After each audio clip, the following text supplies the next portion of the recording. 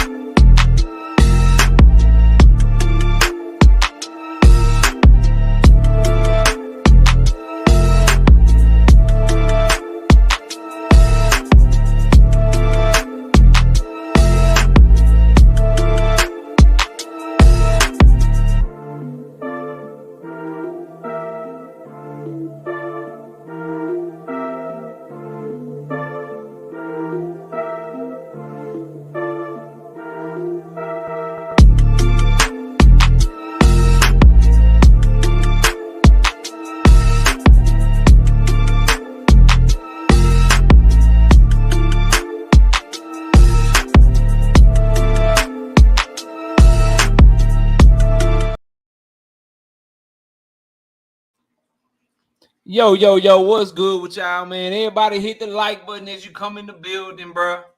You know what I'm saying? We had to go live on a Tuesday. We had to turn up on a Tuesday because we wasn't live yesterday. But I got to make sure I bring y'all 3 shows this week. We took off for the holiday, but we back at it like we ain't never even went nowhere. Let's see who we got in the building. Prolific, what up with it, homie? He say Tank ain't moving in silent. I'm just writing the tweet, bro. I'm just trying to decipher the tweet, bro. Like, he put it in the tweet. You know what y'all want me to do? We're going to try to make sense of it. Tony T, what up? I see you, bro. We got all things in the building. What's happening with you, bro?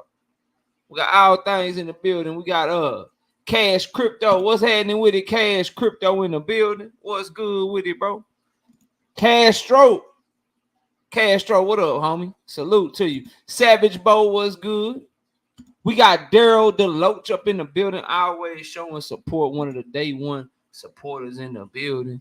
We got Gertz. What's up with it, homie? I see you in the building. We got Dank Father in the building. What's up, bro? I feel a classic show. Yeah, you know, we gonna work tonight, bro.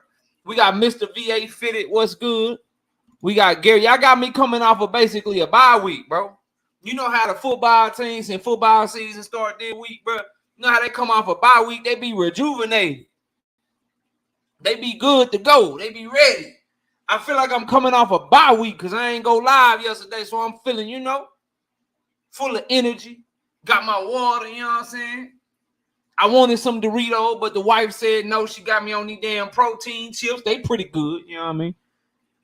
I wanted to have dinner, but I ain't had time. Food about to be ready, so I eat after we go live. Shrimp Creole, you know what I mean? But I'm ready, bro. I'm feeling good today, bro. You know what I mean? I'm feeling good. We got Garrett in the building. I see you. We got Trucker Sally, channel member and homie to the channel in the building. We got Mike Mazik in the building. Silverado Low in the building. William Old School up in this thing. What's good with it, William? Question everything TV. Question everything. Believe half of what you see. None of what they telling you. Gun dabbing on this tongue. What these niggas selling you. Got make it back home without ops smelling you. See ops catch ops down in Maine Medical. Had to hustle. My back to the wall. Ashy Knuckles. We was bumping hoes. But yeah, that's one of the best freestyles ever, man. Who know where them bars came from, bro? I'm gonna see if it's any hip hop heads in the house, bro. Who know where them bars came from that I just spit, man? Who know? Do anybody know? I bet y'all don't, bro. Y'all ain't no true hip hop heads, man. We got Philly Bull in the building. What's up? Yeah, Kurt. Yeah, Kurt, talk to him. You see? That's why he a channel member. You know what I'm saying? Kurt, yeah, Kurt. Talk to him. Who is Sue Surf? 10 minutes straight fire. BL, what up? We got my beautiful wife in the building, Miss Knockout Boxing 86 TV. What's up? Salute, sweetie. Salute. AJW, what's good with you? If you ain't heard it, bro, you know what I'm saying? If you ain't heard it, if this is news to you, you type in your YouTube. Not right now. You wait till after the show. You type in your YouTube, Sue Surf. It's spelled exactly how Kirk spelled it in the chat. I-95 freestyle. And then those will be some of the best hip hop. That'll be like some of the best hip hop 10 minutes of your life.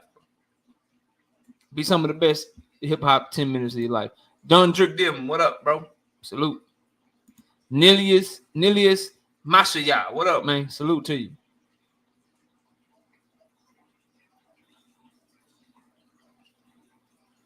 Who else we got, bro? We got Chef Sosa in the building. What's up, Chef Sosa? We got Casino Life prayers coming through as well, bro. I'm going to slide my 40-year-old ass to the back. Nah, if you like hip-hop, though, Castro, that, you know what I'm saying? That's probably what you grew up on. Because, see, I'm 37, bro. When we was coming up, they used to rap. You feel what I'm saying? Like, they could rap. These dudes today, you know what I mean?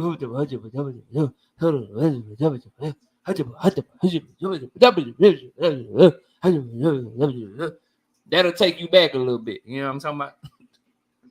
That'll take you back a little bit. If you like the old school hip hop, bro, if you like the lyricists that we used to have, you'll enjoy that freestyle, man. Unc, what up, Unc? Detail the truth in the building. What's good, man? King Larry, what's happening with you, bro? Salute. Run them likes up. Savage Bo, what's happening with you, bro? What's happening with you, Savage Bo? I see you, man. Facing 10 to 20, Bomac? Yeah, we're going to talk about it, bro. We're going to talk about it, man. Listen, smash the like button. Put your seatbelt on when you hop in my car, you know what I mean? We about to get to the boxing talk. Before I do, though, I got a homie back here. I don't know how many of y'all based in Dallas or how many of y'all know the story or whatever, but this is one of our homies from the chat. He got some things. He got something going on.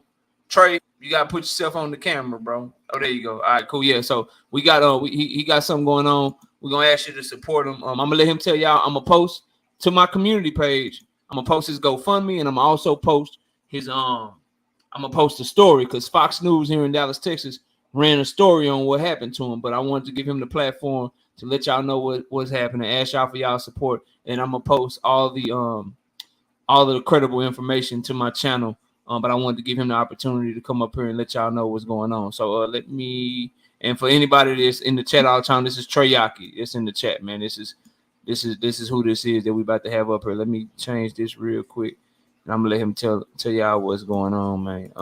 Here we go. Fix that. Turn my camera on. Let me get my homie up here. Oh, what's up with your KOs? Hey, what's good, Trey? What's happening with you, man? Oh, glad to have you on the panel, bro. But sorry, it's under these circumstances. But glad you had the time to hop on real quick, man. So, let everybody know what's going on, man. Let them know what happened to you. Obviously, I know you didn't talk to me. I done looked at the story like 3 or 4 times now. But let everybody know what's going on to you. And then once he tells y'all what's going on, again, I'm gonna drop his GoFundMe and I'm gonna drop his the link to the actual story that ran on Fox News. I'm gonna drop that for y'all so y'all can you know what I'm saying, so y'all can go donate if you find it in your hearts to do so. Or at the very least, if you can't donate nothing, if you got social media, make sure you share that shit and maybe somebody out there can help them out. But Trey, go ahead and let everybody know what's up, man, and kind of the situation that they put you in, bro. Yeah, I definitely just wanted to tell you appreciate you for letting me come up and come up on the platform. But I'm not sure if anybody watched Fox News or everything. It was like a viral video that went on Fox News. It did like 3 million views in 4 days. But my apartments. I was staying in a high-rise apartments in downtown Dallas, a section called Deep Ellum, and I had a two-bedroom apartment. I was paying like 2,900 a month, like just a nice place.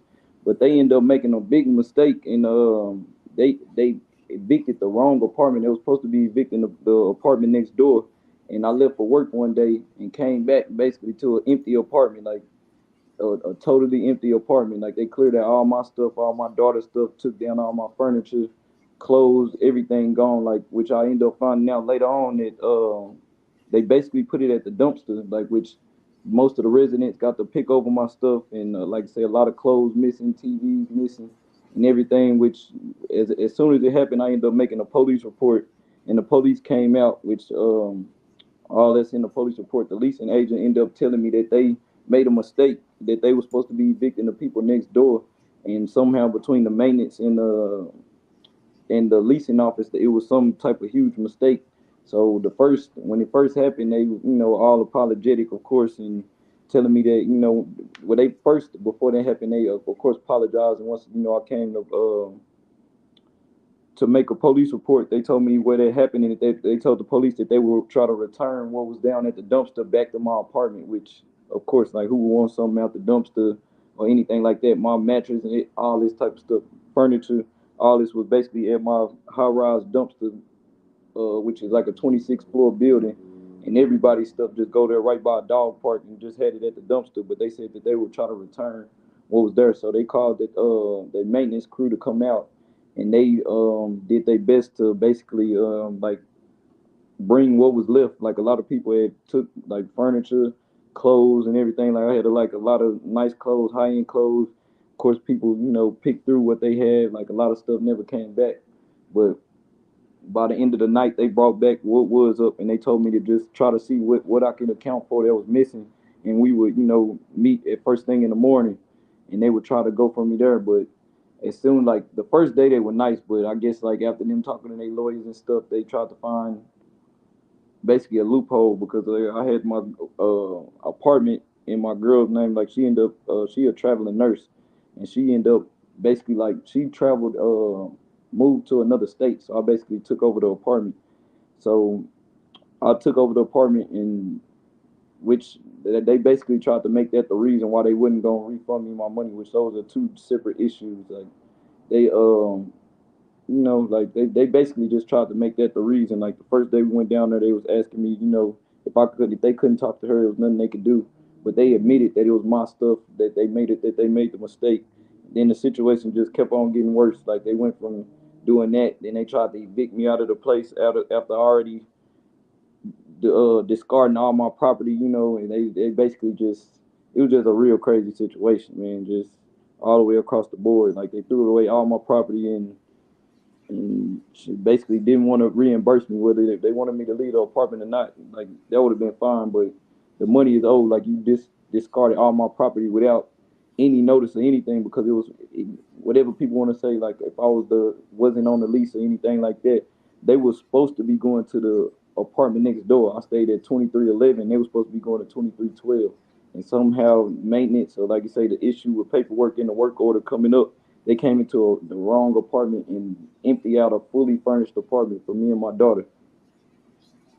Yeah, man, and that sucks, and that's why I'm glad you had time to come up here. So look, fam, all of the information that he just gave you, I got it posted on my community page along with his GoFundMe that's set up for him to hopefully try to get his stuff back on track with getting his stuff. So if y'all, again, if you can't donate or you choose not to donate, that's one thing. But at the very least, if you got a Twitter, if you got a Snapchat, if you got an Instagram, let's be sure to share that so that he can, so we can have that out in as many places for those that are able to donate. But Trey, man, thanks for coming up. I got it on my community page for you, bro. And we're gonna talk some boxing tonight at the very least. Hopefully we can make it laugh and have some good boxing talking, man. Hopefully you can enjoy the show. If not, yeah, if No, not, bro, no.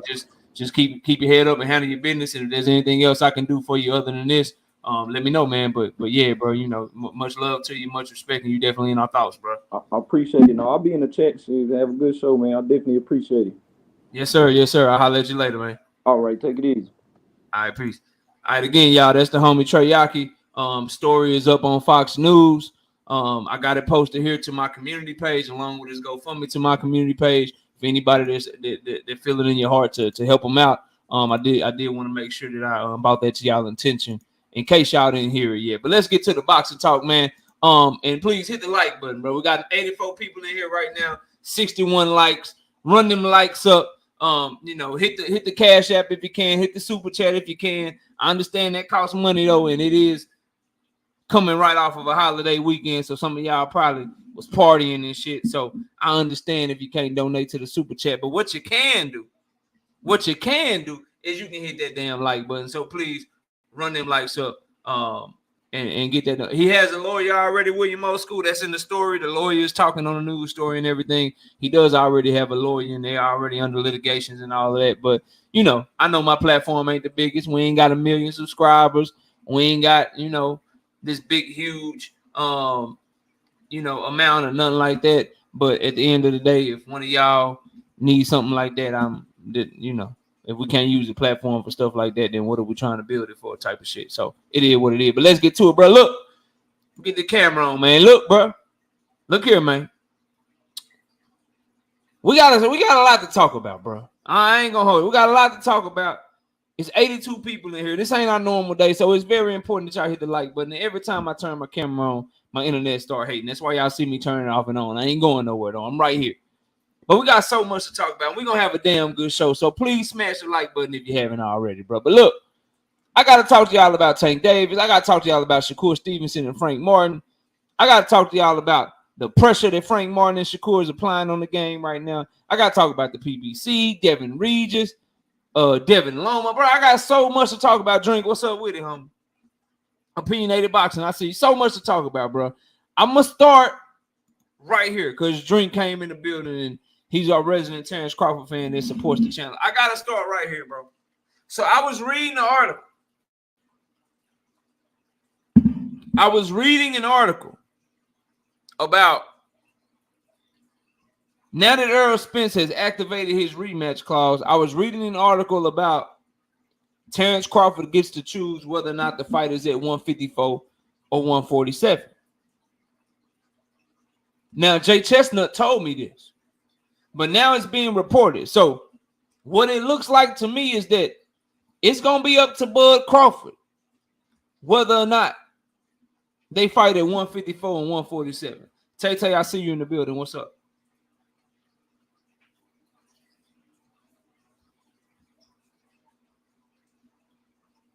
Gertz, what's up with you? Miss KO in here saluting everybody and making that fire-ass food. Salute, baby. Salute. Bella Faith, what's up? Look, man, so I hope that Terrence Bud Crawford proves me wrong, bro.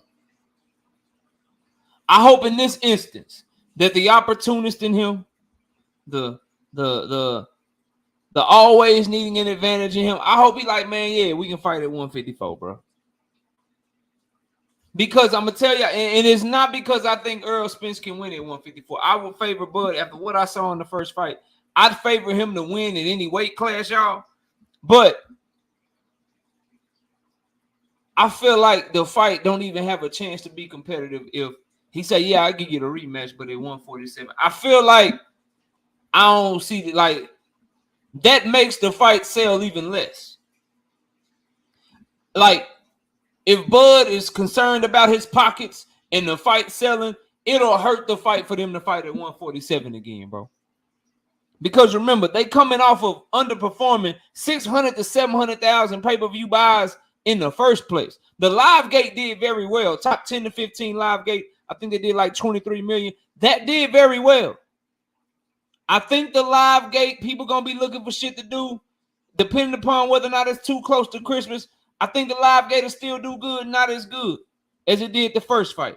I think that the rematch, the pay-per-view, I think it'll do good, not as good as the first fight. What'll hurt them numbers even more is if they fight at 147. Now, 147 will be for Undisputed again. It will give Bud Crawford the opportunity to defend his titles at Undisputed for the first time. We all know he became Undisputed at 140, never defended him. He's now Undisputed at 147. If he defends him against Errol Spence, then he'll have defended his titles. But the only fight I'm interested in for Bud Crawford at 147 is Jerron Boots Ennis, bro. So I hope that, he's been talking about moving up to 154. Earl's been talking about moving up to 154. They both get to 154, make their first fight each other, get a big bag for it, and then just go on from there, bro. Because I'm telling y'all right now, forget being an Earl Spence fan, bro. Forget being an Earl Spence fan. Just as a fight fan, bro. Off of what I saw with my 2 eyes, bro, I don't see the fight being competitive if they fight again at 147. There's no healthy way for Earl to make that weight, bro. And you're going to go in a lesser version of yourself. And what we saw against Bud Crawford, bro, for you to even have a shot, we covered this in our last live stream. For him to have a shot, he has to find a way to come in as the best version of himself. And I don't even know if that's possible, considering what he's been through, the punishment that he took in the first fight.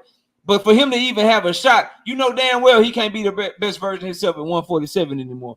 So I did hear Bud Crawford say he's willing to fight him at 154. I heard Earl say that that's the weight that he wanted it. As a fight fan, whether you a Terrence Crawford fan or Earl Spence fan, that is the fight that is the weight class you should want it at as well. Jay Nori, what's up? 2 Cents Boxing, I see. That's the fight class you wanted it as well. But I want to put that on your radar. I heard Jay Chestnut tell me that. I couldn't find any information on it, but I just saw the report again today, and it reminded me of what my brother Jay Chestnut told me about a week ago. Shout out to the homie Black Preacher Man in the building. Black Preacher Man 1 coming through with our first super chat of the day. What are you talking about, Murray? He say, appreciate you, Black Preacher Man, showing support to the channel. He said, I thought they already said he was fighting EJ at 154. He said he was willing to. Earl said that he hopes he can get the rematch at 154.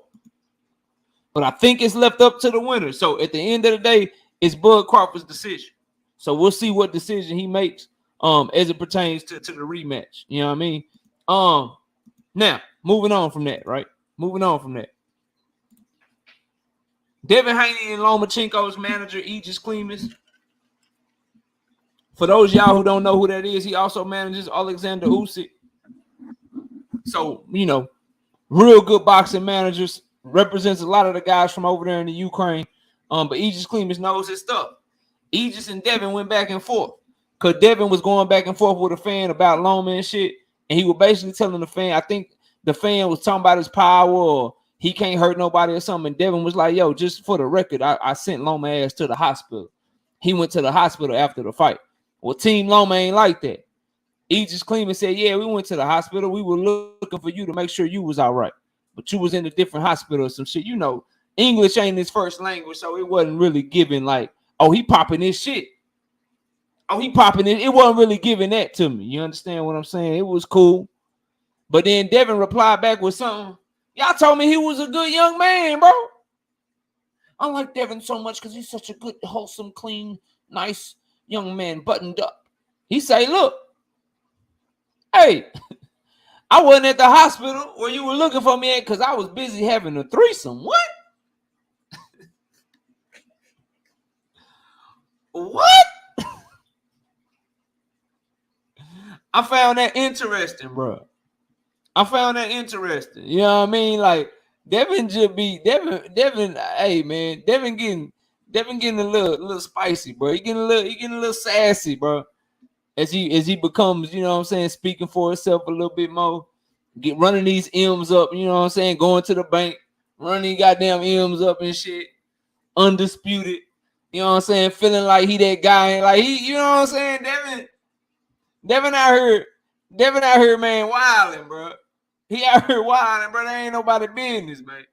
But they go back and forth about that, and it is what it is, bro. Like, it's certain fights, like, Floyd had the same type of Loma moment in his career. It was Jose Luis Castillo. He had another Loma moment with Marcos Maidana. And I'm not saying Devin owes this to Loma, so I don't want anybody to misconstrue what I'm saying or misunderstand what I'm saying or anything like that. What I'm saying is, let me see if I can turn the camera on now, bro. See if this shit stop tripping. But anyway, bro, what I'm saying is this to y'all, though. Just like if Floyd would have never rematched Jose Luis Castillo, he would have had those questions. If he would have never rematched Marcos Maidana, people were going to try to pin that on him. The only way Devin can get out from under this Loma shit and people not be talking about, oh, it was a robbery or Loma really beat you, is to have rematched him and fight him again. Now, I'm not saying that that's what I'm advocating for because I feel like Tank is the fight. I'm cool with Devin moving on. I'm just letting you know for him as a fighter, for anyone that's a huge fan of his, you know what I'm saying? For anyone that's a huge understanding what's up. For anyone that's a huge Devin Haney diehard, the only way that you're gonna get away from that conversation unscathed is if Devin was to rematch him and beat his ass worse in the second fight. Until then, it's gonna always be these contingents of boxing fans that feel like Loma won the fight. And honestly, bro, the fight was close. It was close as shit. So if you don't want to rematch a close fight and you got the nod, bro, that's your prerogative. Do what you want. Do what you want. But crucial content, what up?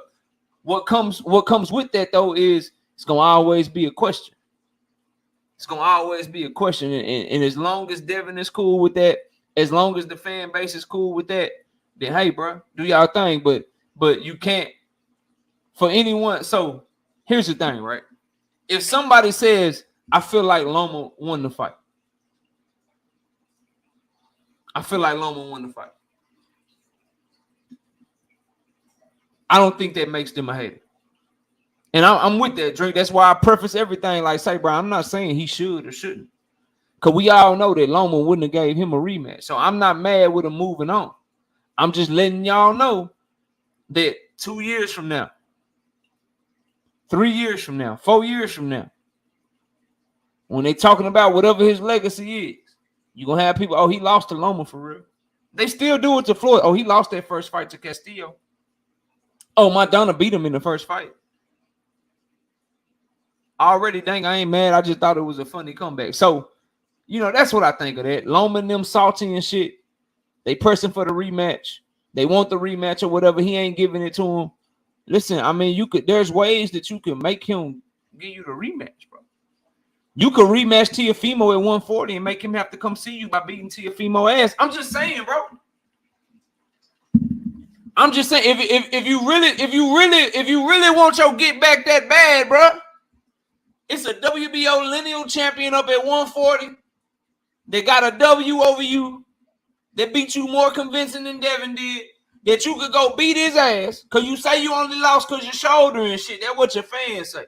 Omega Red, what up? True Speaks in them. You know what I'm saying? True Speaks. I say True Speaks in them. He the only one I know. That's what True Speaks say. He say that you only lost to Teofimo because of your shoulder, bro. He say your shoulder was fucked up. So all I'm saying is if you want the Devin fight and Devin will move to 135 and your team so mad and you feel like you won so clearly and shit, and you feel the same, and like y'all say, the only reason he lost to Teofimo is because his shoulder was fucked up and he got started too late. And the only reason he lost to Salido is because he was a cheater and shit. Everything, it's always like Loma got like 3 losses, and it's always an excuse. So if you really didn't lose to Teofimo and you beat his ass, if you really ain't lose to Devin and you beat his ass, then shit.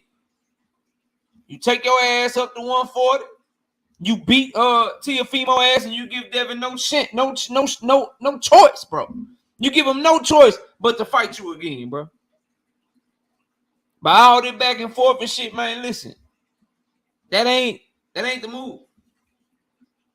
Castro say he outscored Haney in all 3 punch categories. Look, you talking to somebody, I scored the fight or draw. Castro. I thought Haney and Loma was more competitive than Loma and Teofimo, bro. Like, I scored it a draw, homie.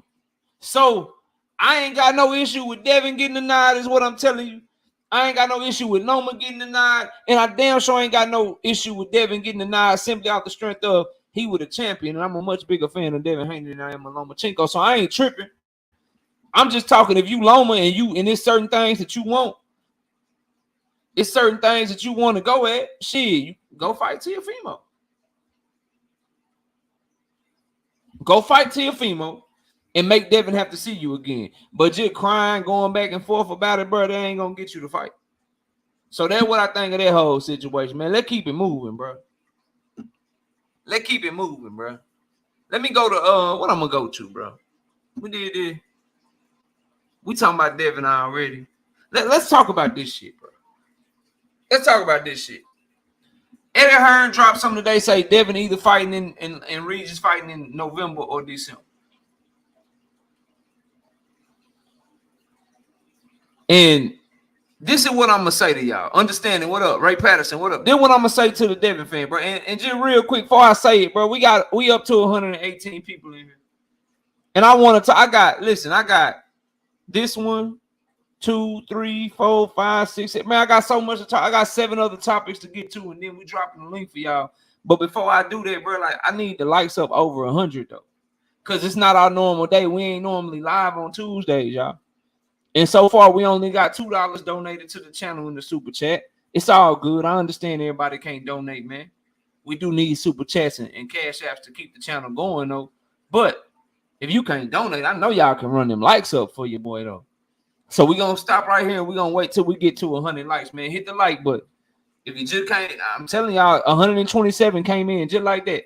The 6 people that just came in, please hit the like button. We stopping down on the likes right now. Emmanuel Carter, Art Breezy, what up? I be who I be. What's up? We up to 93 likes. I just need 7 more people to hit the like button, bro. I need 7 more people to hit the like button. And make sure you vote on the poll. Who you cheering for? Shakur or Frank Martin? All things, what up? We up to 96 likes. I just need 4 more people to hit the like button. And it got us 130 people in here. I don't just be telling y'all. Like, if you hit the like button, watch what it does. Because the YouTube is so trash sometimes with sending out notifications, man. They send notification like 15, 20% of the people that got their notification bells on.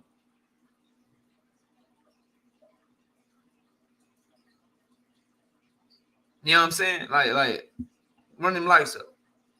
All right, here we go. We got it. We up to 103. We keep going. So what's taking Devin versus Regis so long? Why has it not been announced yet? Why is it not on the schedule? What's going on? What's the problem? I'm gonna tell y'all what it is, bro. And it's what I've been telling y'all. It's why I don't like the fight. Y'all can talk to me about legacy and multiple division champion all you want to. I'm gonna tell y'all this, bro. The reason it's taking so long is they know that fight ain't a big fight, bro. They know that fight. They know that fight not a big fight. And again, the question on the poll is very specific. Not who you think is gonna win the fight, but who will you be cheering for? But anyway, bro. What's taking so long is that it's a small fight, bro. It's not a big fight. And so they're worried about, if I put this fight, Devin versus Regis, on the same night that Shakur versus Frank, what are the people going to be more interested in? If Tank Davis announces his fight that he's fighting in December, and I put my fight, if I'm Eddie Hearn, if I'm Matchroom, if I'm in the zone, if I put my fight on the same date or around the same date, a week before Tank or a week after Tank, how I'm selling this shit to the people. Nah, Gary, Devin ain't no dirty fighter, bro. Get that shit out of here, man. Don't nobody block Gary, but nah, he ain't no dirty fighter. We don't put jackets on people that ain't never popped dirty. We definitely ain't gonna do that to Devin Haney. Makes weight every goddamn time. You know what I'm saying? Ain't never been in any real trouble. Damn sure ain't never popped dirty. Never even came close to popping dirty. All A samples good, B samples good. We ain't doing it. We ain't doing that, bro. So I need people to understand that that's why. I need Regis to understand that that's why. Ghost, what's up? So that's what's taking so long, bro.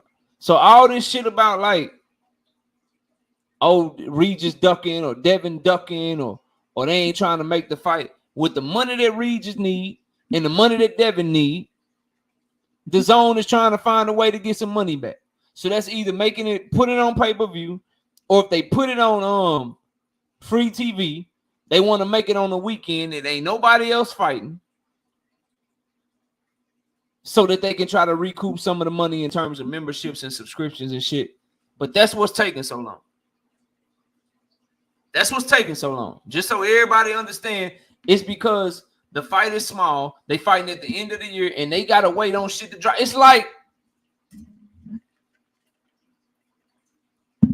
it's gonna make some of y'all mad, but it's true, so I don't give a fuck, right? It's true, so I don't really give a fuck. So whatever. If you don't like it, then hit the link when I drop that motherfucker. We can talk about it. But it's like, so think of it in hip hop, because a lot of y'all listen to hip hop, right? If J. Cole or Kendrick Lamar or Lil Baby or Drake, you know what I'm saying? Rick Timms, what's up? If one of those 4 people get ready to drop an album, all the other rappers around them, they wait to see when they gonna drop it.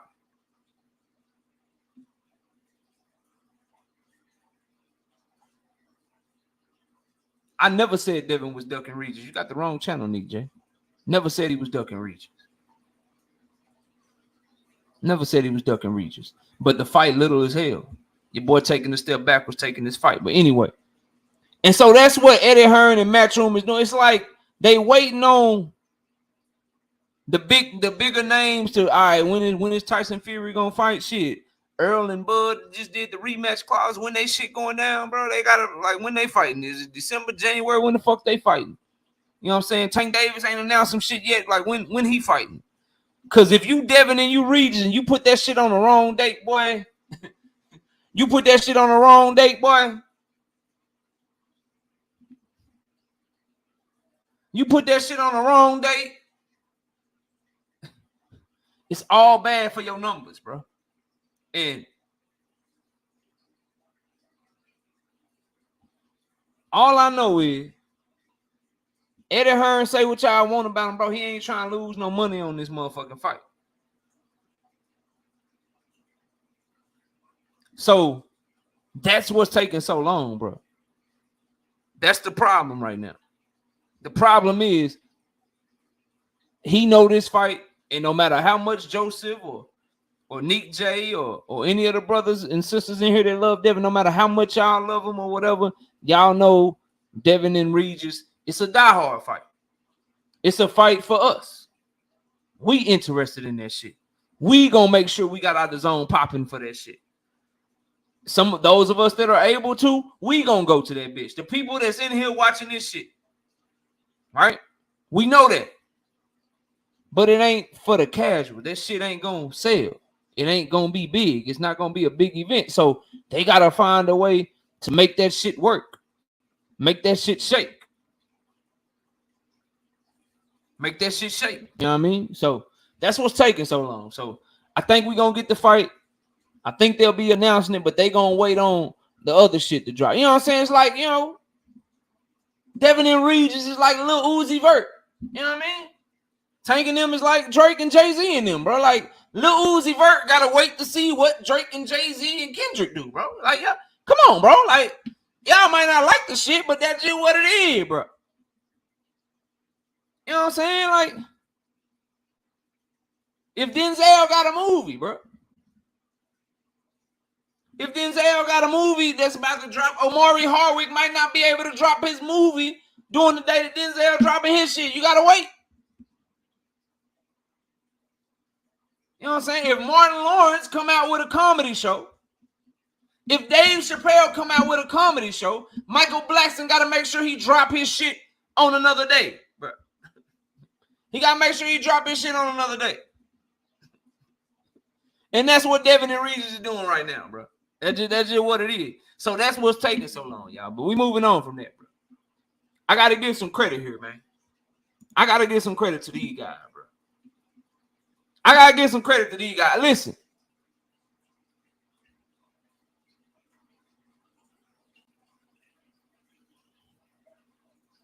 The PBC, bro. I know Joseph Jackson. Tell that to the person 1, 2, 3. Tell that to the person about 3 comments above you. I know I'm right. I know I'm right. And everybody here know I am too. But tell that to the person about 3 comments above you. We ain't calling out no names or nothing. But it rhymed with Rick Ray. You know what I'm talking about? Tell that to the person about 3 comments above you, Joseph. About 3 comments above you. I ain't calling out no name. I don't know who it is, but the name rhyme with Rick Ray. Tell that to them. But anyway, PBC is responsible for all the big fights in boxing in 2023 so far, bro. I'm just keeping it 100. The only one that was big that I can think of, bro, that ain't have something to do with the PBC is the Devin Haney and Lomachenko fight. But other than that, bro, Benavidez, Caleb Plant, sending motherfucking Cool Boy over there to fight Monster. About to send Frank over there to fight Shakur. Tank and Ryan Garcia. You notice what's Golden Boy's biggest fight that they had of the year?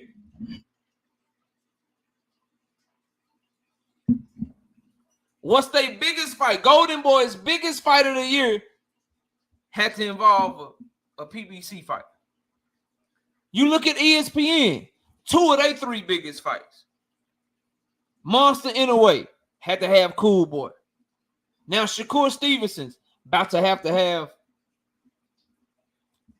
Frank Martin. Shit, if we want to keep 100, Loma is the top-ranked fighter. Devin was on the end of a deal, so they even needed some other fighter to make a big fight for them for that. So all these other major promoters, bro, all these guys, man, all these guys, right? You got to give credit to the PBC. You got to give credit to the PBC, bro. You have to. Because they are the reason that we're getting a lot of these big fights.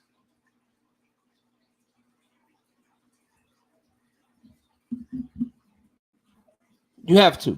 And it ain't because you like the PBC more than Top Rank or the Zone or this or that, but all of the big fights this year is coming from them, bro.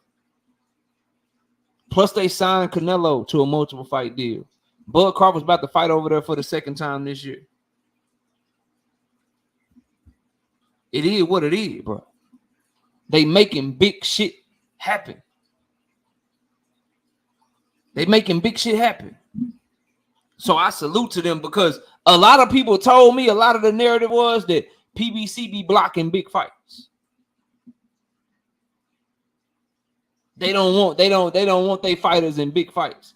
All I know is the shit that I got of 2023, people saying that this is one of the best years in boxing that they've seen. I've been hearing that a lot.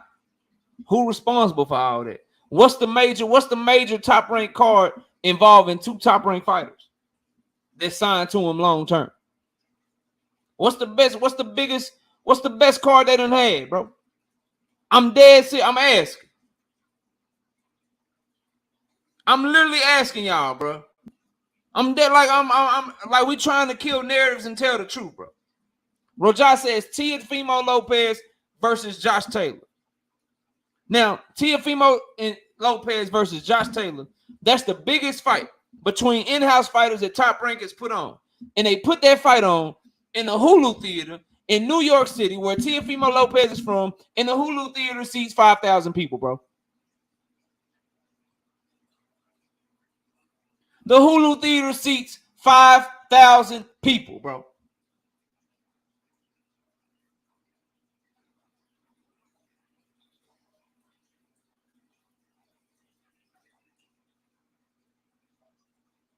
$5,000, bro.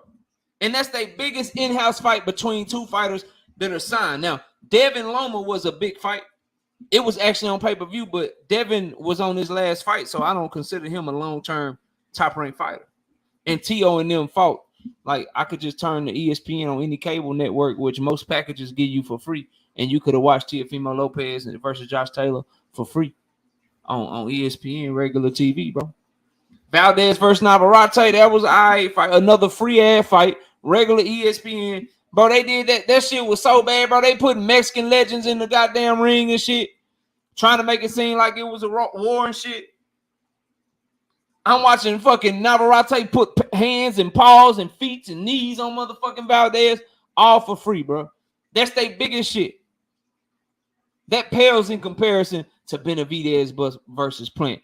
Benavidez versus Andrade rumored to be happening. Tank versus Ryan. Tank versus Hector.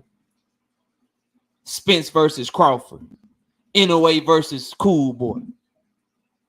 Shakur versus Frank.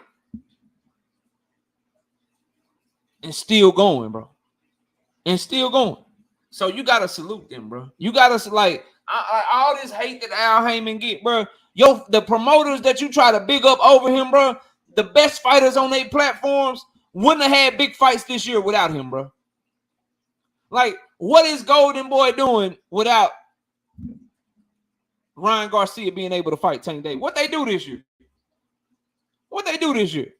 They got Scrappy Ramirez down there, the 115-pound fighting trash ass fighter. They got fucking Jaime Munguia. All right. Who he about to fight, bro? They got all these trash ass events, bro. Matchroom in the Zone gave us Canelo versus John Ryder, bro. PBC giving you Canelo. Oh, Canelo versus Jermell is in like 3 weeks. It's another big one, bro. So get them their credit, bro. Get them their credit. All right. Let's keep this shit going, bro. I'm gonna go. Where I'm gonna go to, bro? Which one? I'm gonna go here, bro. I gotta go here and I gotta end the poll, bro. Gotta end the poll. So, who will you be cheering for to win the fight? Shakur Stevenson, Frank Martin. A lot of y'all pick. Well, 55% want to cheer for Shakur, and 45% want to cheer for Frank Martin. All right, look, bro. Fight got announced. Salute to Shakur Stevenson and Frank Martin for making this huge fight happen. I'm excited for Frank. And here's my main takeaway, right? Let me see if the damn camera can stop tripping with my internet. Here's what I like, bro. That team over there, bro. If everybody move like that, count. And I'm talking about the original members, bro. I'm not including Anthony Joshua and Ryan Garcia in this bullshit. They just got there. Ryan Garcia ain't even had a fight over there. I'm talking about the guys that's been there more than 3-4 fights. The Frank Martins, the Earl Spences, the Jermell Charlo, bro. If everybody in boxing move like that, count, bro, there'll be no fights that we wanted that we not getting, bro. There'll be no fights that we want that we are not getting, bro. So I gotta start right there. Or Breezy, I have to. Boxing is so bad. It's not like having good kids, bro. It's like it's different levels, or Breezy. Like in football, you don't do that shit because you know what the expectation is. You know the product you get. Basketball, you ain't got to do that shit. But in boxing, bro, you got to, you know what I'm saying? Niggas don't be acting right. So when somebody coming along wanting to smoke, making big fights and shit, we got to salute that. We got to let them know we support that. And if a motherfucker go in there and get his ass whooped, don't do him dirty. Don't cook him. Because then they're going to be like, why am I even doing this shit, bro? Why am I even taking this risk if I'm Frank Martin? If I go in there and Shakur beat my ass and y'all just talk shit about me and shit on me and now I ain't no good. I don't deserve a shot. I should retire. I started boxing too late. I'm garbage. If I'm Shakur Stevenson and I lose to Frank Martin, nah, you can shit on Shakur a little bit. Nah, you can shit on Shakur a little bit if he lose. He talk a lot of shit. His fans talk a lot of shit. You know what I'm saying? He act like he that one of one. Like Jet Li on the one and shit. He that one of one. You can talk a little shit if Shakur lose, bro.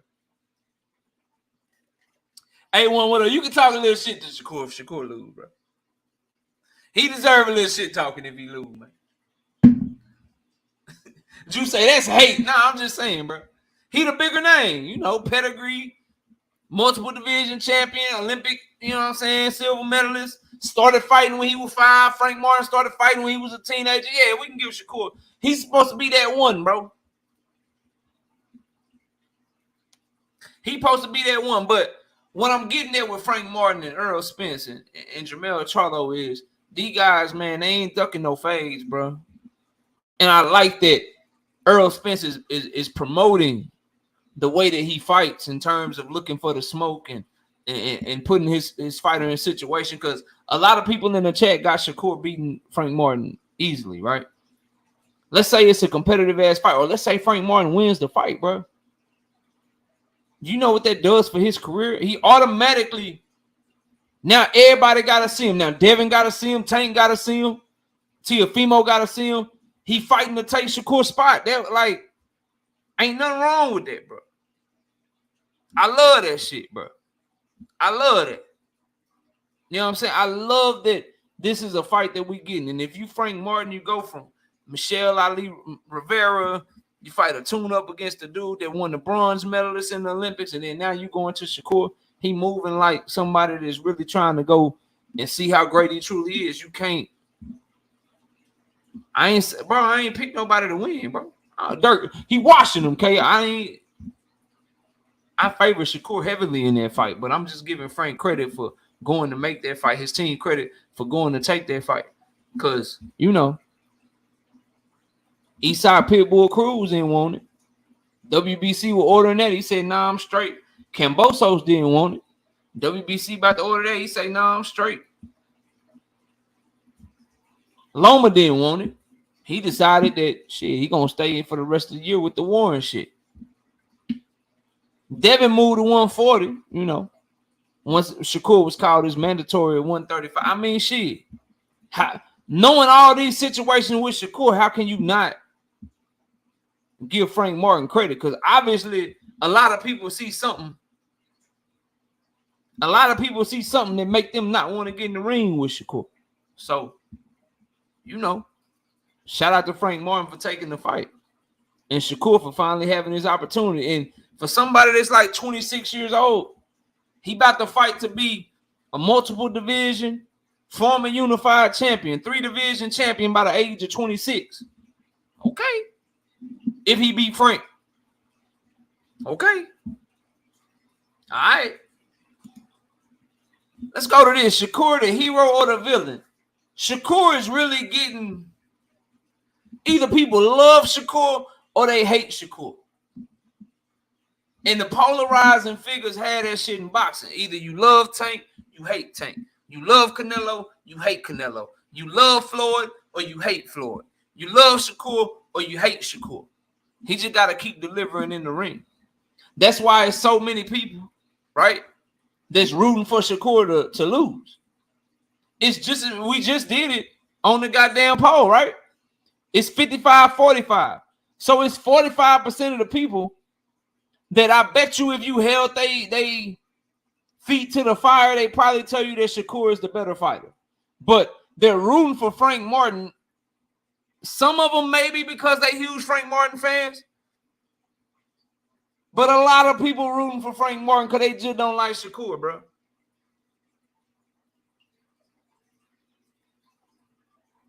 They just don't like Shakur, bro. So is he the hero or he the villain? What he is in a position to be polarizing because he's unapologetic. He'll talk his shit. He'll let you know that he think he the shit. And he's in a position to make himself a star because of the way that he talk and his skills in the ring. So I love that. I love that because it'll give us another star in boxing. It'll make another star in boxing. When guys want to see you lose and they want to see you win at the same time, the fact is that they care. And when you got people tuning into you from both spectrums, you got an opportunity to do something, bro. You got an opportunity to do something. So I like that as you see this shit, he becoming the villain to a lot of people, bro. It's a lot of people don't like Shakur Stevenson today. They watching the show right now. So a lot of y'all don't like Shakur. Castro with the $8.30 in the super chat. Appreciate you showing the love. He ain't even want to say nothing. He just dropping love on there. I appreciate you, bro. I appreciate you, bro. And as far as like the fight, it's not my official pick. I find it hard, bro. I find it hard. Like you start boxing that late in life. Shakur been boxing since he was a baby, bro. It's just certain shit no matter how gifted you are. Like, you know, I think Frank, the things he got to do, pressure Shakur, make him, you know what I'm saying, make him uncomfortable, be bigger, be stronger. Those things, I don't know if he can do, because I watched Derrick James ask him to give him more against lesser competition, and he's lulled into a boxing match. He's lulled into fighting in spurts. I think Shakur is going to be able to lull him into just boxing with him at mid-range and boxing with Shakur at mid-range. If you Frank Martin, I don't see how you can be successful doing that, bro. But I'm so you got people that say Shakur gonna wash him, and you got people that say Frank Martin gonna beat Shakur.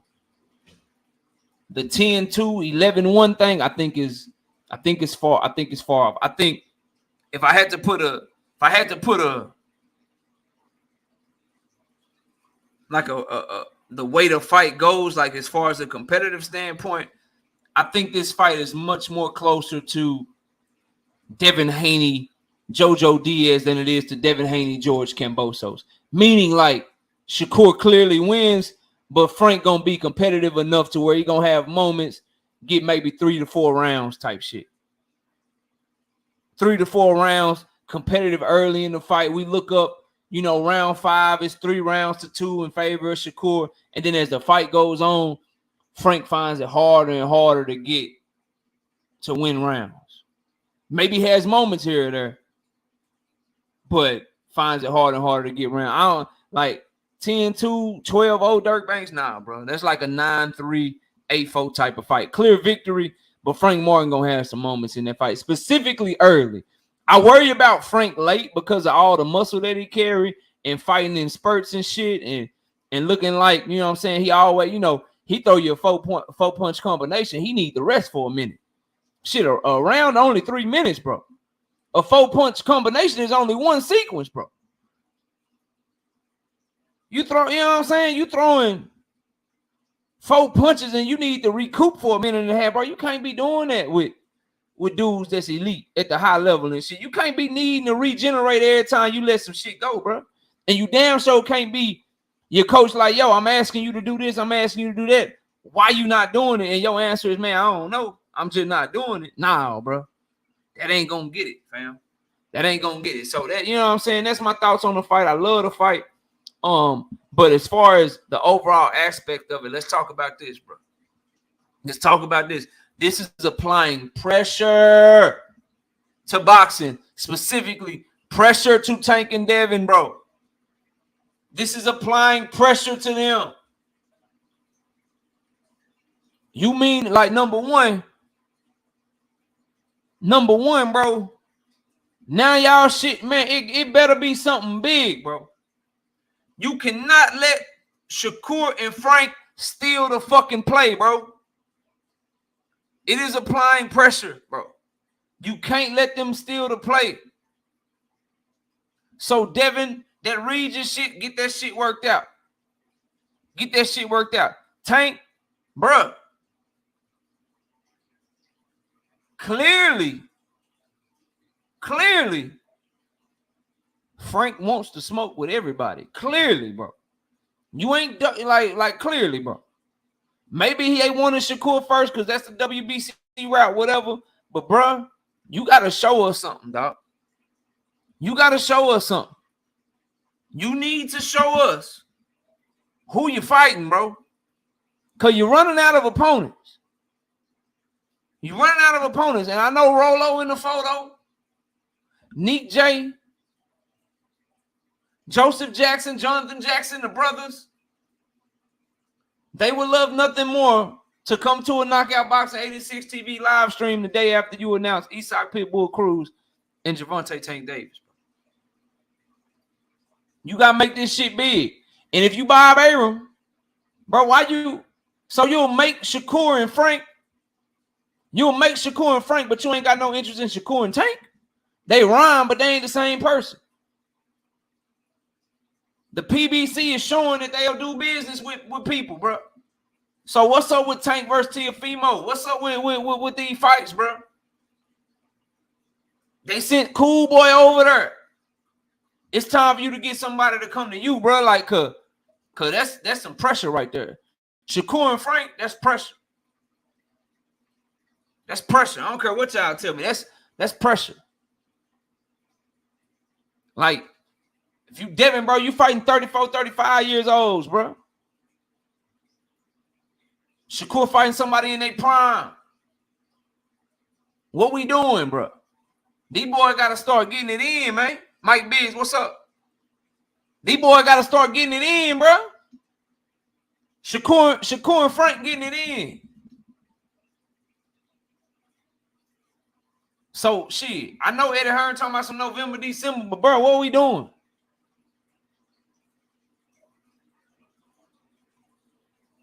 What we doing, bro?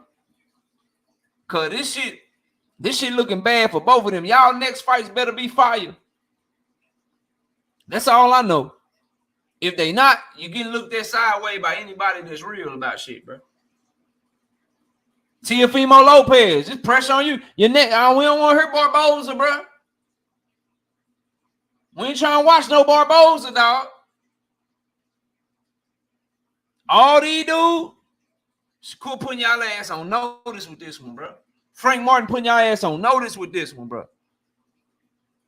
Boxing is on notice, bro. The PBC, they trying to just make big ass fights, bro. They trying to corner shit. It ain't about the champions, Joe. They all be fighting champions. Oscar Valdez was a champion when Shakur fought him. Jamel Herring was a champion when Shakur fought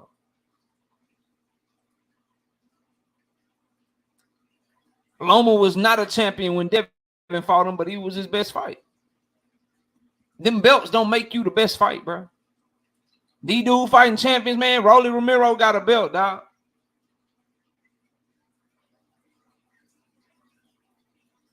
Dudes you never heard of be having belts and shit, bro. Josh Warrington got a belt at featherweight right now, bro.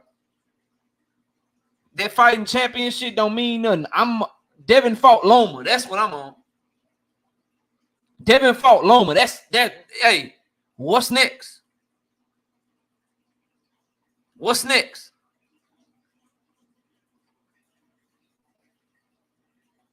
That boy say T.O. Devin loading soon. Nobody worried about this fight, KO, man. Shit. Shakur and Frank is a good fight, bro. That's a damn good fight. So, everybody else around their age, 25 to 28, 29, start fighting each other. That's the pressure. And to be real, Tank at 28, Ryan at 24, 25, pop this shit off way back in April. It's time for these young dude, man. Stop fighting these dude that, like, you know what I'm saying, 33, 34 and shit. When y'all young dude gonna fight each other, bro? When all you dudes in your 20s and shit, you gonna fight each other. Y'all got secret agreements to fight each other in your 30s and shit. When y'all boy gonna fight each other and not make us wait 4, 5, 6, 7, 8 years, bro? So I love this fight. I love the continuation of what Tank and Ryan did. I love what Shakur and Frank are doing. I need Tank. I need Devin. I need Teofimo. Josh Taylor, 33, 34 years old. Teofimo fought him. Loma, 34, 35. Fucking Regis, 34 years old. Hector Luis Garcia in his 30s. Leo Santa Cruz in his 30s. Tank did fight Barrios, but he ain't on the level like that. These young big names that we all love, that we love to argue about. The Teofimos, Tanks, Ryans, Shakurs, Devins. These guys, bro, they need to fight now, bro. They need to fight now. So the more young fights that we get, the better that we'll be, bro. It's boxing fans. It's boxing fans. So, man, salute to Frank and Shakur by applying pressure and keeping this great year going. Let's see. We only got 2 more things, then we're gonna drop the link, bro. 2 more things. I gotta talk on it real quick, bro. I'm listening to Kenny Porter do an interview, and he say if Tank Davis get in there with Shakur, he gotta win by knockout because he only got a puncher's chance. I've heard Devin Haney fans tell me this too, that Tank Davis only got a puncher's chance against that guy. I don't know what it is about y'all and this infatuation that you have with Tank Davis's power, but you missing everything else, bro. Y'all hit that like button for me. You missing everything else, bro. If that's how if that's what you want, I can't. If that's what you think, I can't wait for your favorite fighter to fight him, so I can just know how nervous that you are watching him be able to box just fine with these guys that y'all think is just so elite of boxers over him, bro. I don't think y'all understand. Like number one, bro.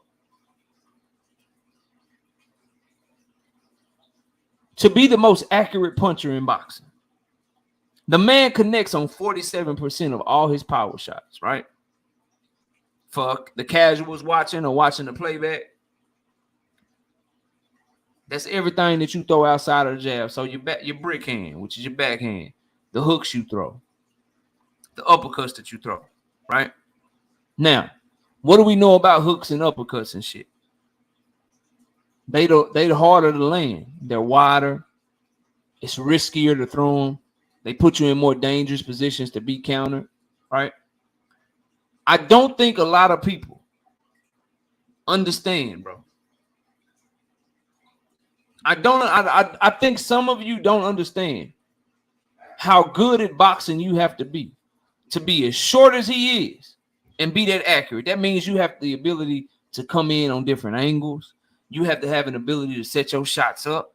You got to have an ability to have a high ring IQ, to see different things and close distance in a way that other people can't close distance because of how short you are. You also have to have the ability to make a longer fighter sometimes willingly and unknowingly give up their reach advantage. It's so many things you got to be able to do to get off shit the way that he gets off shit, the footwork that you have to have.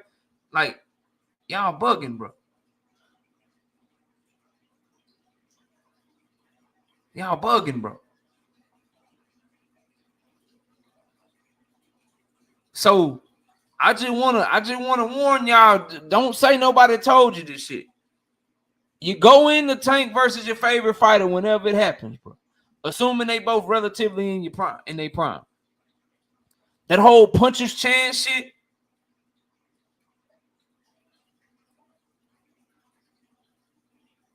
You crazy as hell. And that's not true, Joseph. The less you throw, the less chance you have to be accurate because the percentages drop at a greater scale the lower that you throw.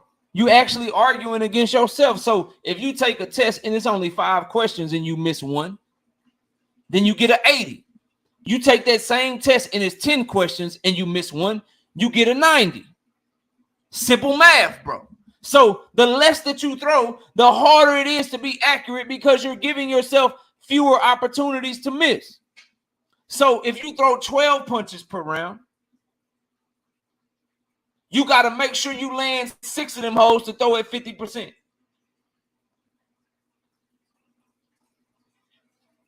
You can only miss 6. If you throw 40 punches, you can miss 20 and still be at 50%. The room for error, the margin of error is smaller the less that you throw. That's how percentages work, bro.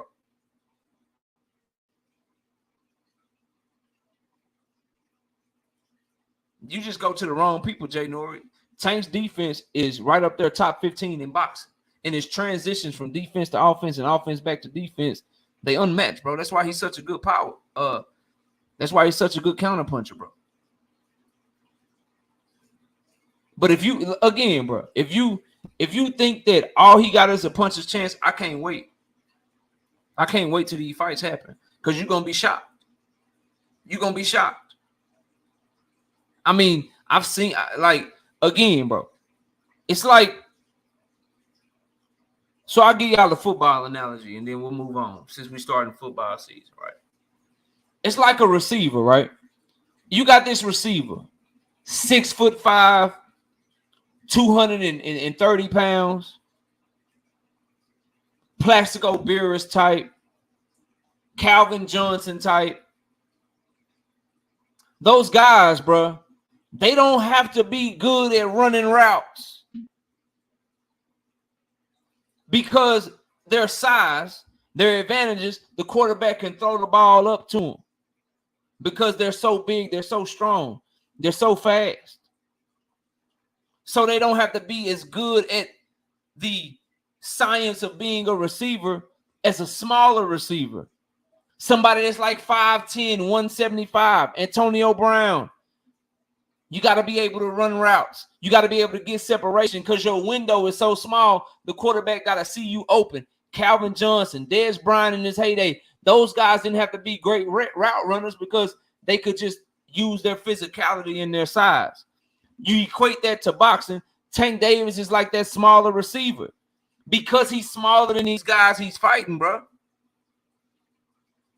Because of he's smaller than the guys he's fighting, that means that his angles got to be intact. His defense got to be good. He got to be able to close distance in a way that guys bigger than him don't have to be able to close it. He got to set up his punches in certain ways that guys got to fall into him. He got to see things in the ring from what guys are doing so he can take advantage of it, bro. People are really bugging out. Y'all really bugging out with this whole notion of these punch of chance and shit, bro. To be small and do what he's doing, that means your skills got to be at a really high level, bro. The bigger you are, the more forgiving shit is. Tank Davis don't have the luxury of being taller than you and just out jabbing you, bro. Some of y'all favorite fighter does. He don't have the luxury of being bigger than you and being able to maul on you and shit. Nah, he got to be precise. He got to make his shit count. He got to make sure that when he close distance, his defense is on point because he's closing. It's risky for him to get those punches out. So, you know, think that at your own peril. But I'm here to tell y'all differently, bro. I'm here to tell y'all differently. Jay Nori, that don't rock, bro. That don't rock for Reed. What up? You can't say that Leo Santa Cruz is a low IQ fighter, nor can you say that about Mario Barrios, bro. You can't call Hector Luis Garcia a low IQ fighter, bro. You can't. I understand, Bullet, but you impressed by Devin Haney, though. I get it, bro. I get it. Like you impressed by shit that's not extraordinary. I understand, bro. I get it. You don't have to be impressed. Your guy was impressed enough, though, to where when they called him about that fight, they said, we doing something else. He impressed enough, though. You ain't got to be impressed.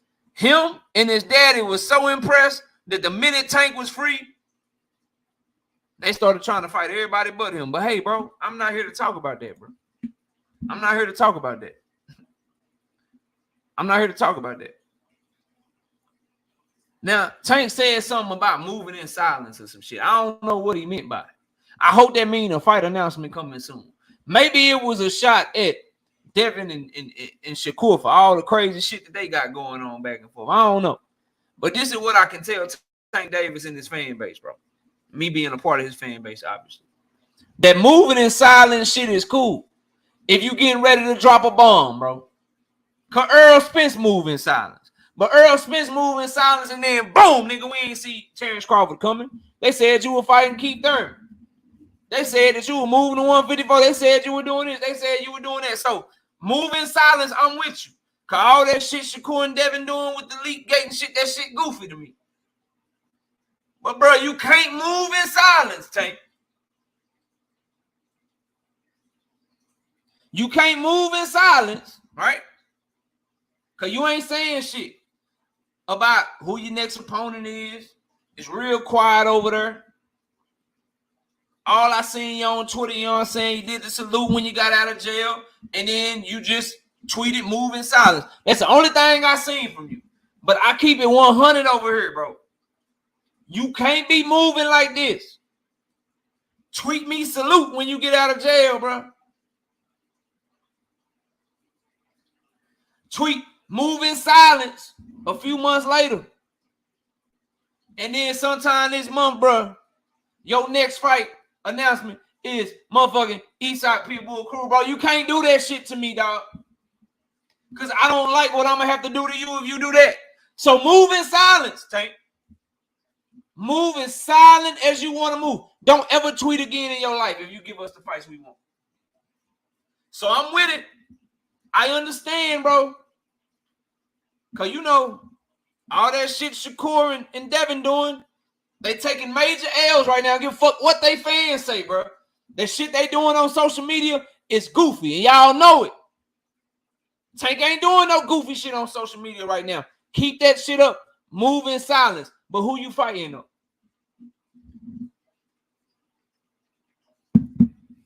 I'm with you. I agree. But who you fighting though? I agree, Paradise Island. We done been through that. I know that. We know that. And it's crazy, right? It's crazy, right? Everybody is like knockout. You know he fighting Eastside Cruz. You know it's Eastside Cruz with no announcements. No announcements.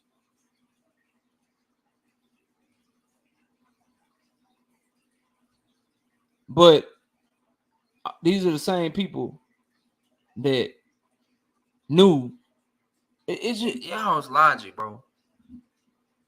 Y'all are the same people, bro. You're putting Eastside Cruz on Tank, like hoping that it happens. With no fight announcement. The only thing you know is that Steven Espinoza told y'all that they ain't talked about no Eastside Cruz. And he also, and Tank Davis himself said he don't never want to rematch him again. He said, hell no, I don't want to rematch. So you know all these things, but you're putting the Eastside Pitbull Cruz on.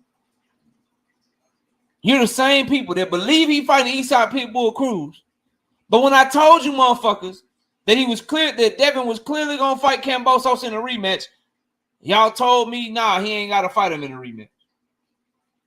When I told you he was fighting Loma, nah, he ain't fighting Loma. The only reason he fighting Loma because Tank and Teofimo is ducking him. So you see fight announcements from Devin, and you know who he fighting, and they tell you who he fighting, and you don't believe it. You have no fight announcement from Tank. They don't tell you who he fighting at all yet, but you believe you know who he fighting. I don't understand y'all, bro. I don't understand some of y'all, bro. Some of y'all's logic just, I don't understand, bro. Nah, Bullet, don't act like you don't hear me. Don't act like you don't know what I'm talking about. I'm making it very clear. It can be reported and it can be confirmed.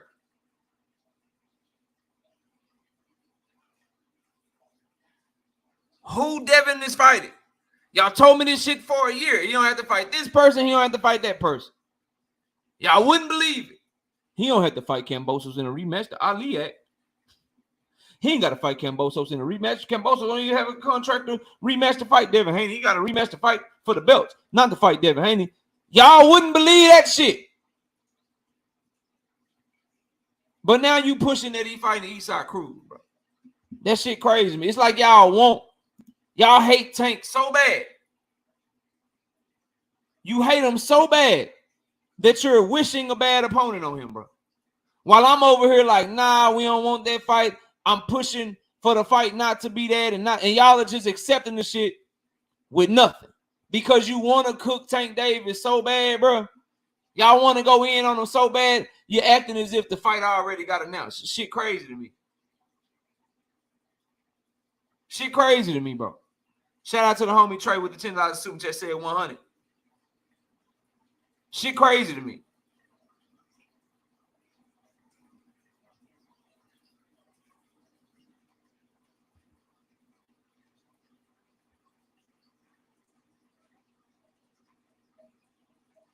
And then y'all just, bro, it's shit like this, bro. It's this shit right here, bro. This is why I be wanting to smoke and I be wanting to debate motherfuckers, because of shit like this right here, bro.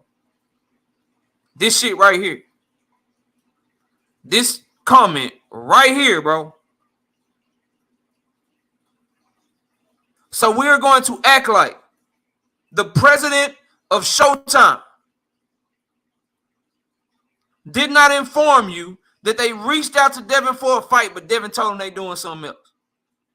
And then in the case of Shakur, we're going to act like his own promoter and Shakur himself said, not right now. Bob Arum more specifically, no interest in making Tank versus Shakur. Shakur more specifically, I know the fans want it right now, but that's a fight that's going to take time. Me and Tank will be the Super Bowl. Y'all hear this shit. And everything I just said is true. But yet y'all still blame Tank Davis. Why, bro? Why, bro? It's shit like that, bro. It's bullshit like that. I don't understand y'all, bro. And I'm not even, I ain't being funny. I ain't spinning no narrative. None of that shit. I do not understand y'all, bro.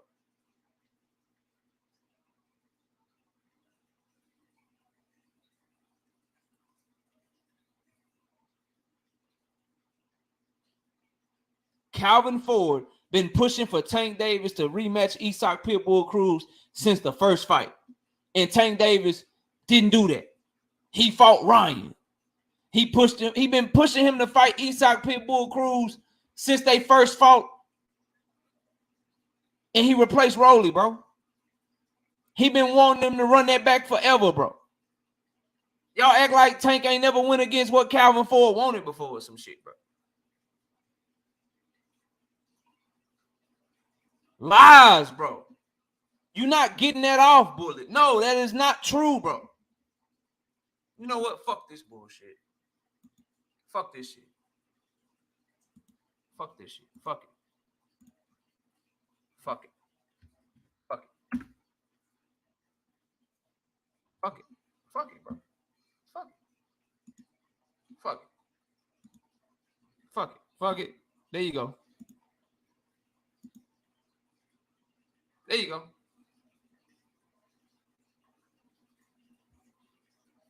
There you go. There you go. Right there. There you go.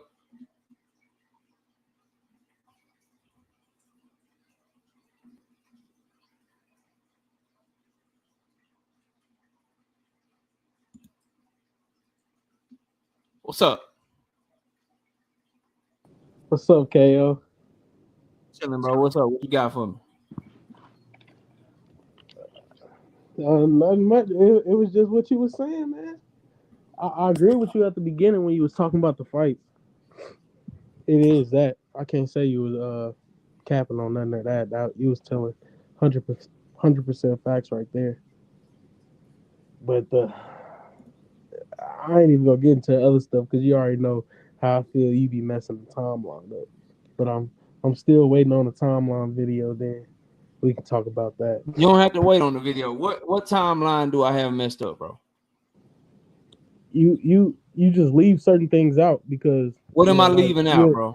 You leave certain things out that Bill say. What am I leaving out, bro? Just like say he said say about the Tank fight. He said he could make the fight. Tank never sent him an offer, and you say Bill lying about it. When did he say this, bro? He said it on the press conference. He said it's a contract for the belts. So, He said what's the contract for the belts, bro?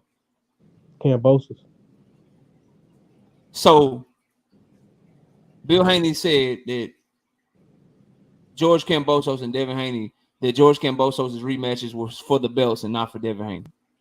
Yes. And you don't understand why I don't believe that. That's on you. That's why I just leave it up to you. So you say stuff like that, I just leave it up to you. It makes no sense, bro.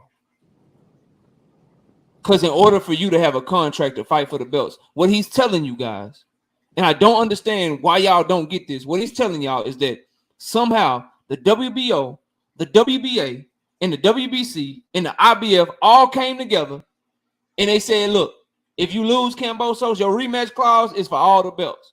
So even if Devin dropped them hoes, you get to fight whoever for all of the belts at once. That's what that means, bro, when he says that shit to y'all, dog.